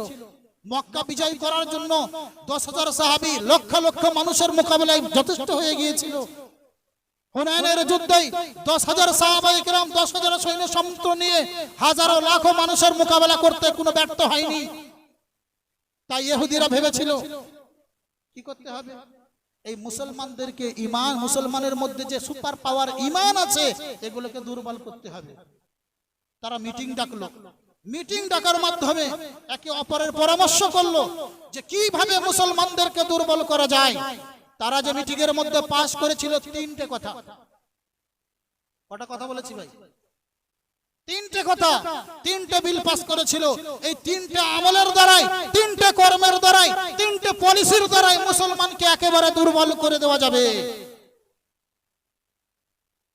বাস্তবে মিলিয়ে নেবেন, যদি না মেলে তারপর আমাকে বলবেন। নাম্বার 1, প্রথম হচ্ছে মুসলমানদেরকে উলামা থেকে বিচ্ছেদ করে দিতে হবে। মুসলমানদের ধর্মগুরু থেকে মুসলমানদেরকে বিচ্ছেদ করতে হবে, যাতে করে মুসলমান উলামা বিদ্বেষ হয়ে যায়। যখন মুসলমান উলামা বিদ্বেষ হয়ে যাবে, মুসলমান উলামা বিদ্বেষ হওয়ার কারণে উলামাদের কথা শুনবে না। উলামারা তাদেরকে বারে বারে সঠিক পথ দেখাবে। যেমন বনে ইসরাইলের আম্বিয়ারা তাদেরকে সঠিক পথ দেখিয়েছিল, তারা পথ মানেনি, তারা পথভ্রষ্ট হয়েছিল। যদি এই উম্মতে মুহাম্মাদির উলামাদেরকে মুসলমান থেকে বিচ্ছেদ করে দেওয়া যেতে পারে, এই উম্মতে মুহাম্মাদিকে উলামাদের থেকে বিচ্ছেদ করে দেওয়া হতে পারে, তাহলে এই মুসলমানরা অবশ্যই একদিন দুর্বল হয়ে যাবে। কেমন ভাবে? যত শরীয়তের নাজায়েজ কাজ তাদের দ্বারাই করিয়ে নেওয়া যাবে। 2 নম্বর পলিসি, এদের মধ্যে সুদ ঢুকে দিতে হবে। কি বলেছি বলেন? সুদ ঢুকিয়ে দিতে হবে। যে সুদকে মুসলমানরা আগুনের মতো ভয় পায়, যে সুদকে মুসলমানরা জাহান্নামের কারণ মনে করে, যে সুদ খানেওয়ালাকে কিয়ামতের দিন পাগল অবস্থায় উঠানো হবে, যে সুদ খানেওয়ালার পেটকে জাহান্নামের মতো বড় গাড্ডা বানানো হবে, এমন সুদ এদের মধ্যে ঢুকে দিতে হবে। যখন মুসলমান নামকে বসতে মুসলমান থেকে যাবে, পেটের মধ্যে সুদের আড্ডা বানিয়ে নেবে, এমন মুসলমানকে ধ্বংস করা আমার জন্য সহজ হয়ে যাবে। এটা ছিল ইহুদিদের ফয়সালা। নাম্বার 3, ইহুদিদের তৃতীয় ফয়সালা ছিল মুসলমানরা নিজের জান থেকে, নিজের মাল থেকে নিজের মহিলাদেরকে বড় সম্মান করে। করে না? করে না? আমার আপনার স্ত্রীর গায়ে যদি কেউ হাত দেয় আমরা ছেড়ে দেব? কে দেবো? দেখি একটা হাত তুলে দেখি, কাপুরুষ কে আছে দেখি একটু। আমার আপনার বোনের গায়ে যদি কোনো পরপুরুষ স্পর্শ করে আমি ছেড়ে দেব? আমার আপনার বোনের দিকে কেউ যদি কুনজরে তাকায় আমি তার চোখ দুটো ছেড়ে দেব? আমি তার চোখ উপড়ে ফেলবো। এটা হচ্ছে আমাদের ঈমানি দায়িত্ব। নতবা কিন্তু আমি যদি মনে করি আমার বউ আমি ব্যবহার করি, আমার বউ আমার সঙ্গে থাকে, অন্যের সঙ্গে থাকবে, তো কি হয়েছে? সেও মানুষ, আমি যেমন মানুষ সেও তো মানুষ। আপনি হবেন দায়ুস। আপনি আপনার বউয়ের সঙ্গে খুনসুটি করতে পারেন, আপনি আপনার স্ত্রীর সঙ্গে লুকিয়ে কথা বলতে পারেন, আপনি আপনার স্ত্রীর সঙ্গে ভালোবাসা নিয়োগ করতে পারেন, কিন্তু অন্যকে স্পর্শ করতে দেওয়া যাবে না। হতে গেলে আপনার নাম রাখা হবে দায়ুস। রাসূল বলেছেন আদ-দায়ুসু লা ইয়াদখুলুল জান্নাহ, দায়ুস কোনদিন জান্নাতে প্রবেশ করতে পারবে না।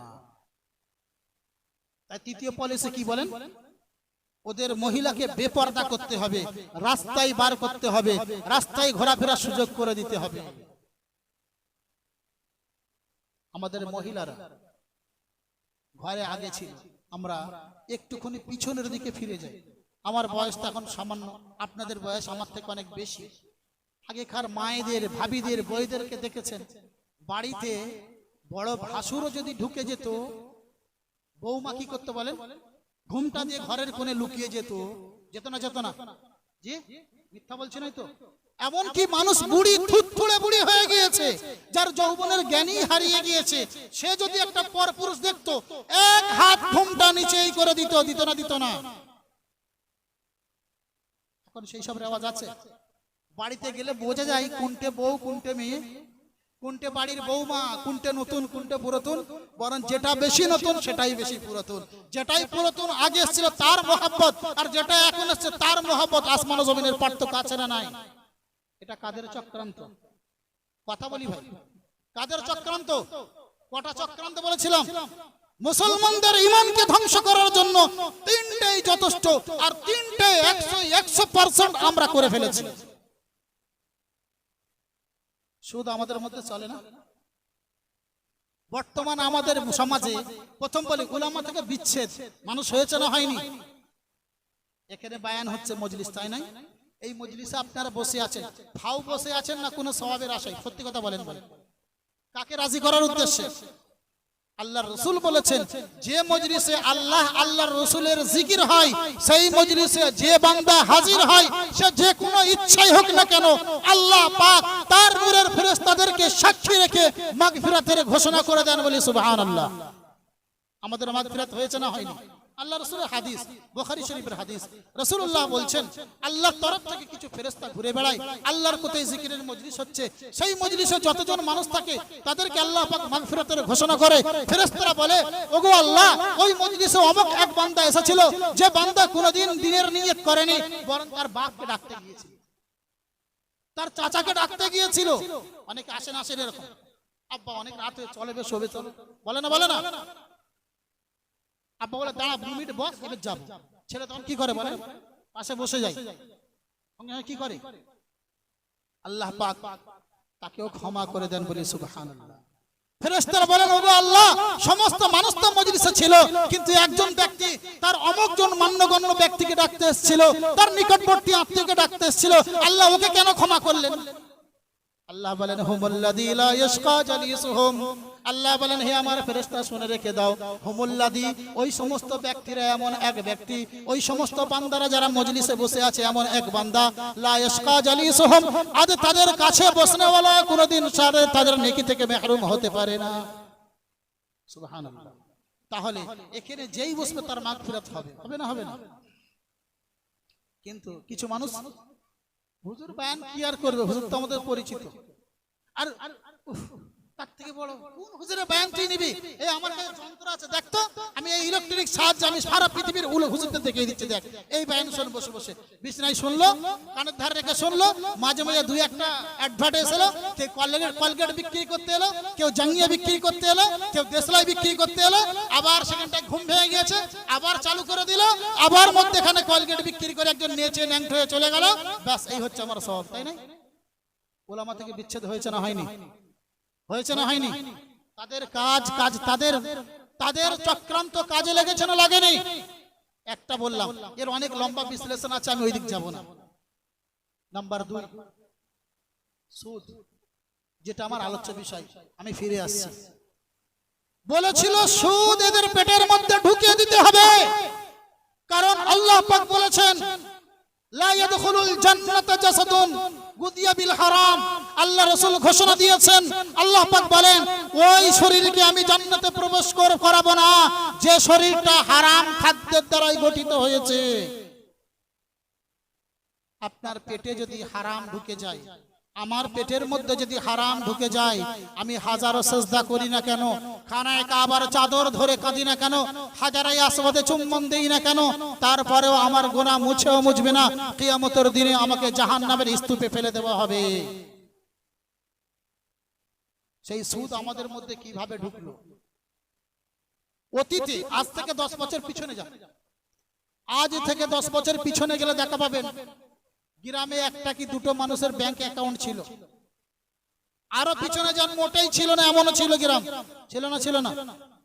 বর্তমান সময় কার নেই একটু হাত তুলে দেখেন। আমি তো তুলেছি, আমার আছে। কার নেই একটু হাত তুলে দেখান। আপনার অ্যাকাউন্টে সরকারের তরফ থেকে কি বলে জমির টাকা ঢোকে না? কৃষক বন্ধুর টাকা ঢোকে না? কতদিন পরে তোলেন? 6 মাস পরে। 6 মাস হলে 6 পয়সা সুদ হয় না? আপনি হিসাব করে তোলেন তো। চলে একটা, আমরা মাইনাস না প্লাস হলাম? লক্ষ্য করি, মাইনাস হলাম না প্লাস হলাম? এইরকম আপনার নয়, আপনার বাড়ির সব থেকে নিম্ন শ্রেণীর মাসুম বাচ্চা, যার বয়স বলেন 5 থেকে 6 বছর, সরকার কি করেছে? মাইনরিটি দিচ্ছে না, দেয়নি? ভাই কথা বলেন, নাকি আমরা নিই না? বলে আমরা এত লোভী নয় যে মাইনরিটির ফর্ম ফিল আপ করবো নাকি? কোর্টের সামনে কি বলে, অনলাইনে ফর্ম ফিল আপের সময় দেখা যায়, চেনা যায় ওই ভাইটা কোথাকার মানুষ। চাওয়া যায় না? মাইনরিটির ফর্ম, ওই কচি বাচ্চাটাকে, ওর অ্যাকাউন্ট হয়নি, ওর বাপের অ্যাকাউন্টের সঙ্গে অ্যাড করে দাও, সেই অ্যাকাউন্ট জমা দাও, 2 বছর পরে ওর অ্যাকাউন্ট তৈরি করে নেবে। এখন আবার শিক্ষার্থীদের অ্যাকাউন্ট নতুন করে তৈরি হচ্ছে না? আপনি বলছেন ও মাসুম, কিন্তু ওর পারওয়ারিশটা হারাম পয়সা দিয়ে হবে। আপনি বলবেন মাইনরিটির পয়সা হারাম না? খোদার কসম, মাইনরিটির পয়সাকে আমি হারাম বলিনি। মাইনরিটির পয়সা আপনার অ্যাকাউন্টে ঢুকলো কবে আপনি জানলেন না, জানতে পারলেও বুঝলেন না, বুঝতে পারলেও গুরুত্ব দিলেন না। 1 মাস, 2 মাস, 6 মাস, 1 বছর পরে তুললেন, 500 টাকা ঢোকার কথা, 505 টাকা ঢুকেছে, ওই 5 টাকাটা সুদের টাকা, ওটা আপনাকে পরিহার করতে হবে। এই পরিহার করার হুকুম দিয়েছেন আল্লাহ পাক। কিন্তু আমরা তোমাকে এ তো 5 টাকা, এ সুদে কি হবে? 5 টাকা সুদে কিছু হয় না ভাই। সুদই হয়, হারাম হারামই হয়। তাকে আমার ব্রেনে হালাল করলে হালাল হবে না, যতক্ষণ তো আরশের মালিক ততক্ষণ হালাল না করবে। এই সুদ হালাল না হালাল? আল্লাহ পাক পবিত্র কালাম পাকে সূরা বাকারা আয়াত নম্বর 275 এর মধ্যে আল্লাহ পাক জানিয়ে দিলেন, হে আমার বান্দা শুনে রেখে দাও, ওয়া আহাল্লাল্লাহুল বাই'a ওয়া হাররামার রিবা। আমি আল্লাহ পাক ক্রয় বিক্রয়কে হালাল করেছি এবং সুদকে হারাম করেছি। রিবা মানে সুদ, পরিষ্কার শব্দ।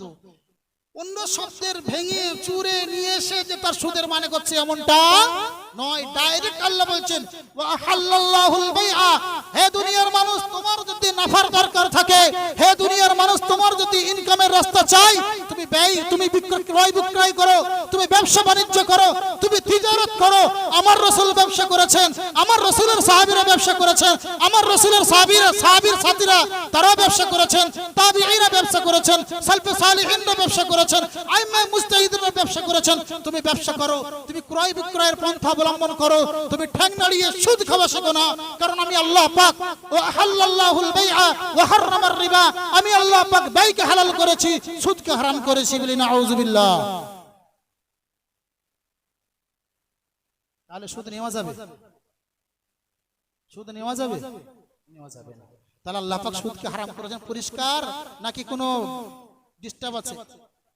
আমি রাস্তার ধার থেকে যাচ্ছিলাম, পথ ধরে হাঁটছিলাম, হাঁটতে হাঁটতে হঠাৎ করে একটা কুকুর গিয়েছে। এখন কুকুরের লেজটা নাপাক পানি ছিল কি পাক পানি ছিল, সেই পানিটা ছিটিয়ে আমার গায়ে পড়েছে। এটা পাক থাকবে কি নাপাক থাকবে, এর জন্য মুফতিয়ানে কেরামদের কাছে মসলা জানতে পারেন। এটা কারণ আমার সঠিক জানা নাই যেটা পাক থাকবে কি নাপাক থাকবে। কিন্তু কোন মুসলমানের বাচ্চা পৃথিবীর বুকে এমন ভাবে জন্মায়নি যে সুদকে হালাল জানে, যে সুদকে হারাম বলে জানে না। আছে কেউ? আছে কেউ? সুদ মুসলমান হালাল বলবে হারাম বলবে, তারপরেও গন্ধ হলে নাক ধরে খায়। এখন দুইটা কান তো কাটা, এখন যা যাবে সোজা ডাইরেক্ট, জানা যায় না। কোরআন জানিয়ে দিলেন আমরা যদি সুদ খাই আমাদের পরিণতি কি হবে। এই সুদের ভয়াবহ পরিণতি সম্পর্কে কোরআনে কারীম সার্চ করলে পাওয়া যায়, হাদিসে পাকগুলোকে সার্চ করলে পাওয়া যায়। তার মধ্যে 15 রকম ভয়াবহতা আল্লাহ রাসূল বর্ণনা করেছেন। কয় রকম? কত রকম বলবো? আল্লাহ পাক আমরা যারা সুদ খাই না, যে কোনো মানুষ সুদের মধ্যে যেমন স্কুল ঢুকলো, আর কি আছে বলেন, লক্ষ্মীর ভান্ডার। লক্ষ্মীর ভান্ডার টাকা হালাল না হারাম আমি এ ফতোয়া দিতে যাচ্ছি না। আপনার বাড়ির মেয়ে, আপনার নিজস্ব মেয়ে, আপনার বোন, আপনার মা, আপনার স্ত্রী, তাদের নামে লক্ষ্মীর ভান্ডার আছে না নেই? আছে। সরকার দয়া করে আমাদের প্রতি একটা তিনি তার তরফ থেকে অনুদান আমাদেরকে দিচ্ছেন। এটা আমাদের বৈধ, এটা বৈধ টাকা, এ সম্পর্কে আমি কথা বলছি না। এই টাকাটা আসার পরে তো সুদ ঢুকছে না? ঢুকছে না? ঢুকছে না? ঢুকছে না? সুদ ঢুকছে। এই সুদ ঢোকার পর আমরা কি করছি? মেয়েরা জানেন, মেয়েরা টাকার কিন্তু বড় পিয়াসী বলে। 2 টাকা পেলেও আঁচলে বাঁধে, যদিও ছোট 1 টাকার কয়েন সেটাও আঁচলে বাঁধে। যদি কোনোদিন চলে যায় তাই লক্ষ্মীর ভান্ডারের টাকা স্বামীকে তো দেখাবে না, কারণ স্বামী তো এমনি নিলেই সংসারে খরচ করবে। স্বামীর তার অন্য কোনো ব্যাংক নাই, স্বামীর ব্যাংক হচ্ছে হাড়ি আর শাড়ি, নাকি অন্য কিছু আছে? আরে স্বামী কামাই কাদের জন্য?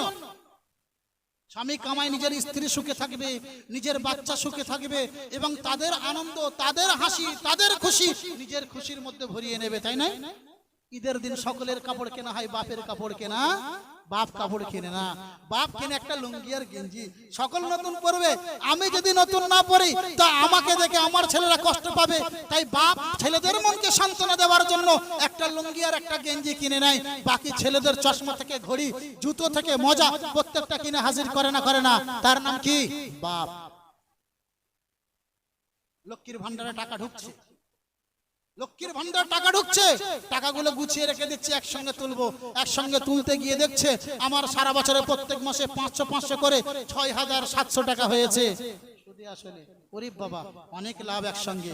6000 টাকাটা আপনার জন্য হালাল ছিল, 700 টাকার সুদে হয়েছে, ওটা আপনার জন্য হালাল নাই। এটা আপনি আমি পরিহার না করলে আমার আপনার পরিণতি কি হবে? কোরআনকে জিজ্ঞাসা করা যাক, হে কোরআন, আমি তো দুনিয়ায় যদি সুদখোর হই আমার পরিণাম কি হবে? কোরআনে কারীম বলে যারা সুদ দুনিয়াতে খাবে কিয়ামতের দিনে তারা আল্লাহর হাসরের ময়দানে এমন অবস্থায় উঠবে যেন তাদেরকে জিনে ধরে পাগল করে দিয়েছে। আমাদের এলাকায় অনেক মানুষকে, কিছু সংখ্যক মানুষ এমন পাওয়া যায় যাদের উপরে দীর্ঘদিন জিন থাকে, থাকে না? থাকে না? জিন ধরে থাকার কারণে তারা সঠিক বেঠিক বুঝতে পারে না, পাগলের নাই বিড়বিড় করে বকে। বকে না? বকে না? নিজের চুল টুল ছেড়ে না, নিজের কাপড় চোপড় কিছুই ঠিক থাকে না। আল্লাহ পাক পবিত্র কালাম পাকে সূরা বাকারা আয়াত নম্বর 275 এর মধ্যে আল্লাহ পাক জানিয়ে দিলেন, আল্লাযীনা ইয়াকুলুনার রিবা লা ইয়াকুমুনা ইল্লা কামা ইয়াতাখাব্বাতুহু আশ-শাইতানু মিনাল মাস। হে আমার বান্দা শুনে রেখে দাও, আল্লাযীনা ইয়াকুলুনার রিবা, আমার দুনিয়ার ওই সমস্ত বান্দা যারা দুনিয়াতে সুদ খাবে, লা ইয়াকুমুনা ইল্লা কামা ইয়াতাখাব্বাতুহু আশ-শাইতানু মিনাল মাস, কিয়ামতের দিনে তাদেরকে এমন অবস্থায় তোলা হবে তাদেরকে যেন শয়তান গ্রাস করে রেখে দিয়েছে। শয়তানকে তাদেরকে খিপ্তি বানিয়ে দিয়েছে, শয়তান তাদেরকে যেন পাগল বানিয়ে দিয়েছে। দুনিয়াতে যারা পাগল ছিল আখিরাতে কিন্তু তারা পাগল উঠবে না ভাই। দুনিয়াতে আমরা আরবি বলতে পারি ভাই, আখিরাতে কিয়ামতের দিন আমরা আরবি বলবো না? কবরের ভাষা আমাদের কি হবে বলেন? আরবি। মাটির তলায় গেলেই শুরু। তাহলে দুনিয়ায় যে অবস্থায় ছিলাম আখিরাতে সেই অবস্থায় উঠাবে না। দুনিয়াতে আমার সন্তান যদি পাগল থাকে, আখিরাতে ইনশাআল্লাহ সে জান্নাতের পরওয়ানা নিয়ে যাবে না? কিন্তু দুনিয়াতে আপনি যে সুদখোর থাকেন, আখিরাতে আপনাকে পাগল করে তোলা হবে। কে বলছেন? রব্বে যুল জালাল বলে দিলেন, আল্লাযীনা ইয়াকুলুনার রিবা, ওই সমস্ত মানুষ যারা সুদ ভক্ষণ করে, লা ইয়াকুমুনা ইল্লা কামা ইয়াতাখাব্বাতুহু আশ-শাইতানু মিনাল মাস, কিয়ামতের দিনে তাদেরকে এমন অবস্থায় তোলা হবে যেন শয়তান তাদেরকে গ্রাস করে রেখেছে, শয়তান তাদেরকে পাগল বানিয়ে দিয়েছে। এত কঠিন ভয়াবহতা। এই প্রসঙ্গে আল্লাহ পাক সুদকে পরিহার করার জন্য আল্লাহ পাক দাওয়াত দিলেন। কোরআনে কারীম সূরা বাকারা আয়াত নম্বর 278 79, কত নম্বর আয়াত বললাম? 278 79। আল্লাহ পাক বললেন, ইয়া আইয়ুহাল্লাযীনা আমানুত্তাকুল্লাহ। আমরা ঈমানওয়ালা না ঈমানওয়ালা নাই? জি, আমাদের ঈমান আছে না নাই? কার ঈমান নেই একটু হাত তুলে দেখে অন্তত নাইলে। আল্লাহ পাক আমাদের প্রত্যেককে মুমিন বানিয়েছেন, বলি সুবহানাল্লাহ। আল্লাহ পাক আমাদের অন্তরে ঈমান দিয়েছে, বলি সুবহানাল্লাহ। কিয়ামতের দিনে আল্লাহ পাক আমাদের প্রত্যেককে যেন ঈমান অবস্থায় উঠায়, এটা আমরা আল্লাহর কাছে কামনা করি না? আল্লাহ পাক আমাদেরকে বললেন, ঈমানদার হলে হবে না, আল্লাহকে ভয় করতে হবে। আল্লাহকে ভয়ের মাধ্যমে ঈমানকে বাকি রাখতে হবে। যদি ঈমানদার হন, আল্লাহকে ভয় না করেন, আপনার ঈমান টিকবে না। যেমন কচু পাতার পানি টেকে না, মুমিনের ঈমান টেকে না অতক্ষণ পর্যন্ত যতক্ষণ মুমিনের অন্তরে আল্লাহর ভয় না আসে। কি বললেন আল্লাহ পাক? আল্লাহ পাক সূরা বাকারা আয়াত নম্বর 278 এবং 79 এর মধ্যে আল্লাহ বলে দিলেন, ইয়া আইয়ুহাল্লাযীনা আমানুত্তাকুল্লাহ, হে ঈমানদারগণ তোমরা আল্লাহকে ভয় করো, ওয়াদারু মা বাকিয়া মিনার রিবা, এবং তোমাদের বাকি অংশ সুদগুলো ছেড়ে দাও। ইন কুনতুম মুমিনিন, যদি তোমরা প্রকৃতপক্ষে মুমিন হয়ে থাকো। আল্লাহ বললেন, ওয়াদারু মা বাকিয়া মিনার রিবা ইন কুনতুম মুমিনিন, তোমরা সুদ পরিহার করো, যতটুকু তোমাদের বাকি আছে সব ছেড়ে দাও। ইন কুনতুম মুমিনিন, তোমরা যদি প্রকৃত মুমিন হয়ে থাকো। যদি না ছাড়ি, আল্লাহ বললেন, ফাইল্লাম তাফআলু ফাআযান বিহারবিন মিনাল্লাহ। আল্লাহ বললেন, যদি তোমরা না পরিহার করো তবে শুনে রেখে দাও, আমি আমার রাসূলের তরফ থেকে তোমাদেরকে যুদ্ধের ঘোষণা দিলাম। কি দিলেন? যুদ্ধের ঘোষণা। আচ্ছা বলেন, আল্লাহ পাকের সঙ্গে যুদ্ধ করতে কেউ চাইলে সে টিকতে পারবে? পৃথিবীর অনেক শক্তি, মহাশক্তি আমরা দেখেছি, আজ কেউ টিকে নাই। जगह जी लगाने का दुनिया नहीं है, ये इबरत की जा है, तमाशा नहीं है। दुनियाटा जी লাগানোর জায়গা নয়, এটা ইবরতের জায়গা, শিক্ষা নেওয়ার জায়গা। দেখবেন আর শিখবেন আর দুনিয়া ছেড়ে চলে যেতে হবে। আমরা আমাদের মনে আছে নমরুদ এসেছিল ইব্রাহিমের মোকাবেলা করতে গিয়ে, ও ফেল হয়ে চলে গিয়েছে। নমরুদকে মারার জন্য আল্লাহকে স্বয়ং আসতে হয়নি, আল্লাহর একটা খোঁড়া মশাই যথেষ্ট ছিল। ফিরাউন এসেছিল, ফিরাউনও চলে গিয়েছে। ফিরাউনকে মারার জন্য আল্লাহর ফেরেশতার বাহিনীকে পাঠাতে হয়নি, কেবলমাত্র নীল নদের পানি তাকে শেষ করে দিয়েছে। অনেক এরকম আবু জেহেল এসেছিল, আবু জেহেলকে মারার জন্য হামজাকে পাঠাতে হয়নি, আবু জেহেলকে মারার জন্য দুইটা ছোট বাচ্চাই যথেষ্ট ছিল। ছিল না? আল্লাহ বললেন, ফাইল্লাম তাফআলু ফাদানু বিহারবিন মিনাল্লাহি ওয়া রাসূলি, যদি তোমরা সুদ পরিহার না করো আমি আল্লাহ এবং আমার রাসূলের তরফ থেকে চূড়ান্ত যুদ্ধের ঘোষণা দিয়ে দিলাম। কি আমরা আল্লাহর সঙ্গে যুদ্ধ করতে পারবো তো? আল্লাহ পাক আমাদের প্রত্যেককে হিফাজ করবে। আল্লাহুম্মা আমিন। জোরে দরুদ, আল্লাহুম্মা সাল্লি আলা মুহাম্মাদ وعلى آل محمد كما صليت على إبراهيم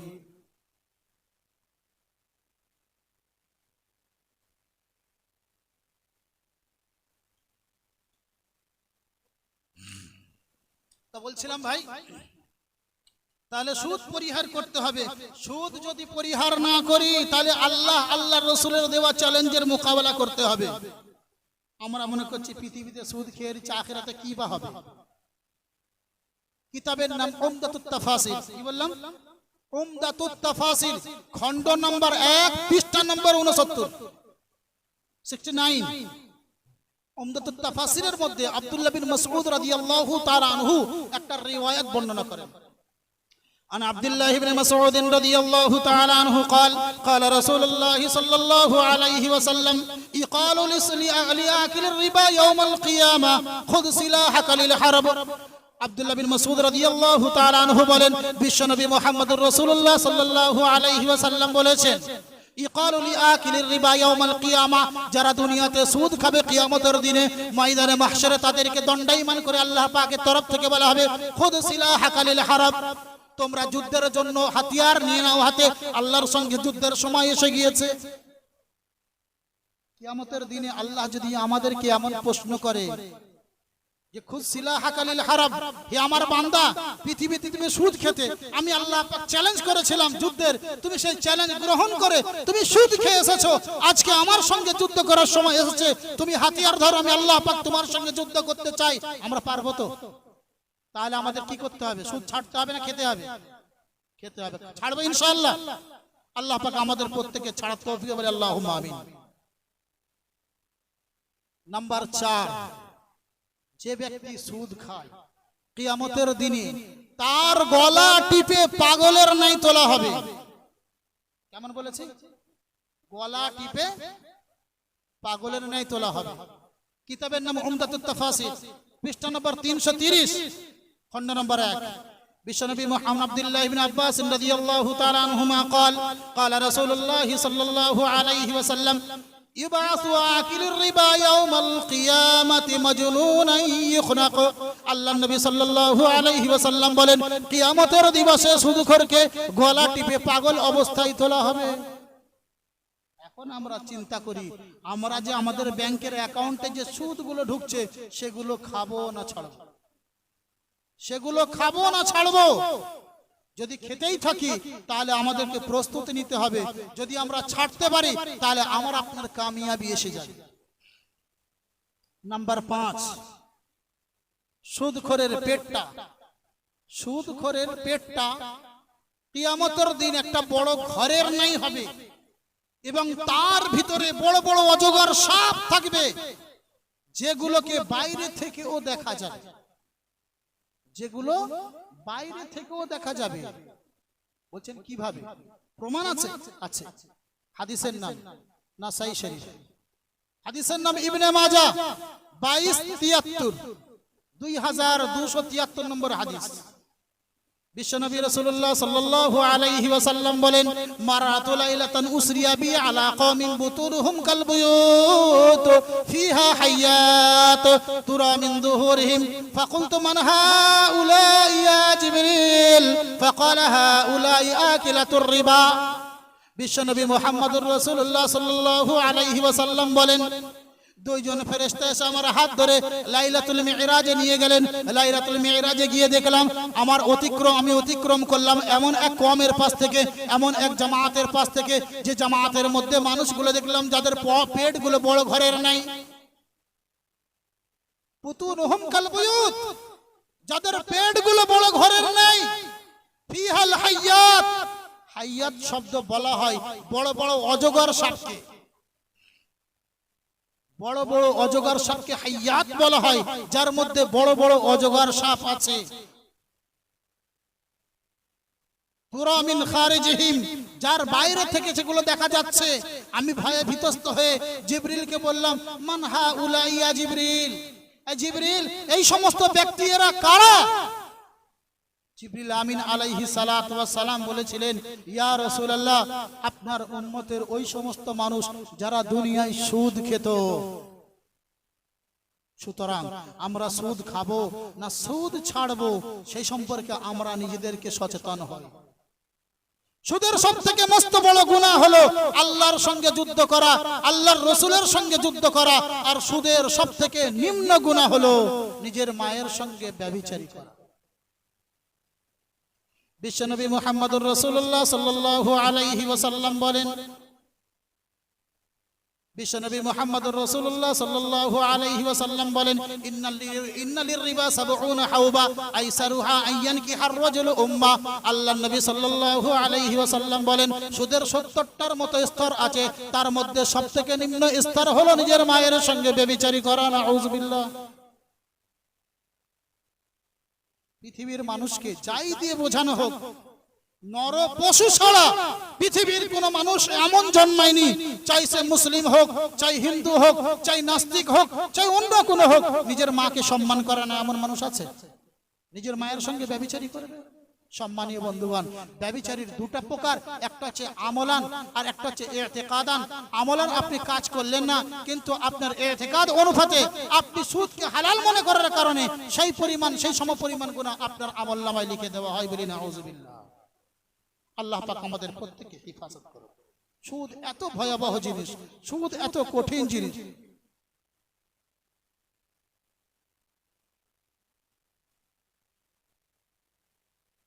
সুতরাং সুদ আমাদের প্রত্যেককে পরিহার করতে হবে।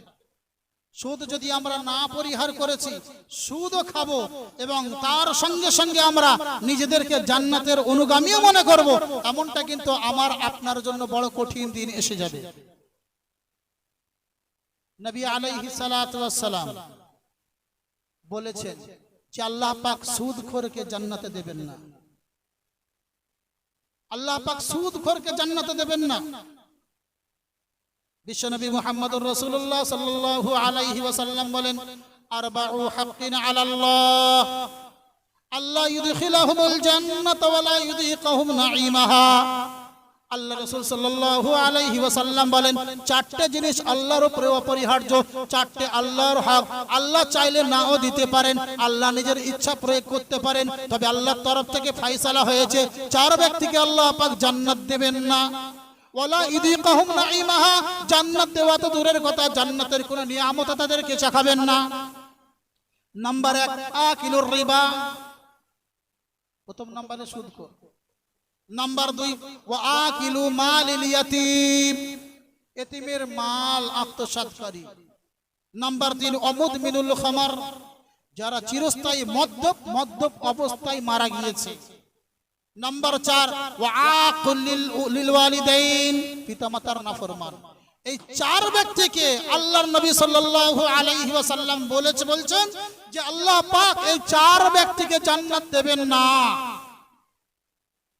সুতরাং চার ব্যক্তিকে যখন আল্লাহ পাক জান্নাত দেবেন না, যদি এই চার ব্যক্তির মধ্যে কোনো এক ব্যক্তির নাম আমার আপনার মধ্যে এসে পড়ে, তাহলে আমার আপনার ভয়াবহতা কত দূর গিয়ে দাঁড়াবে আমরা সমীক্ষা করি। সর্বশেষ হাদিস, আল্লাহর নবী সাল্লাল্লাহু আলাইহি ওয়াসাল্লাম বলেন, হে পৃথিবীর মানুষ, যে সুদ খায় সে বড় লোক হয়, যে সুদ দেয় সে ভিখারি হয়, যে দেখে সেও পাপী হয়, যে লেখে সেও পাপী হয়। কি বললাম বলেন? যে সুদ খায় সে বড় লোক হয়, যে সুদ দেয় সে ভিখারি হয়, যে সুদ লেখে সে পাপী হয়, যে সুদ মুআমালা করতে দেখে এবং সাক্ষী দেয় সেও পাপী হয়। কয়জন? বিশ্বনবী মুহাম্মদুর রাসূলুল্লাহ সাল্লাল্লাহু আলাইহি ওয়াসাল্লাম বলেন, লাআনাল্লাহু আকিলার রিবা ওয়া মুকিলাহু ওয়া কাতিবাহু ওয়া শাহিদাইহি।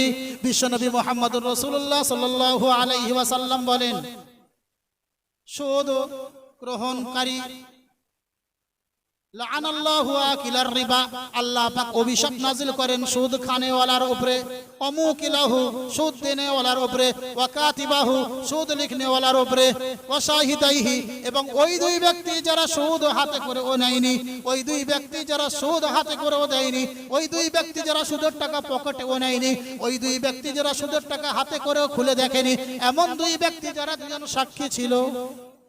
বড় ডিমান্ডের লেনদেন হলে আমরা কি করি? সুদি মুআমালা করি না? জি, করি না? করি আমরা।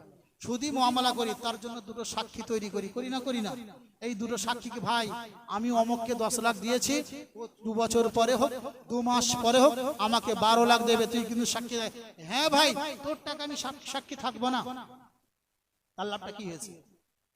সুদ এমন একটা জিনিস যে দেওয়াও হারাম, নেওয়াও হারাম, যে লিখবে সেও হারাম কাজ করবে, যে তার সাক্ষী থাকবে সেও হারাম কাজ করবে। এমনটা আমাদের মধ্যে হচ্ছে না? ইহুদিদের তৃতীয় চক্রান্ত ছিল আপনার আমার মেয়েদেরকে রাস্তাঘাটে বার করে বেপরদা করবে। আমি আমার টপিকের শেষ দিকে পৌঁছে এসেছি।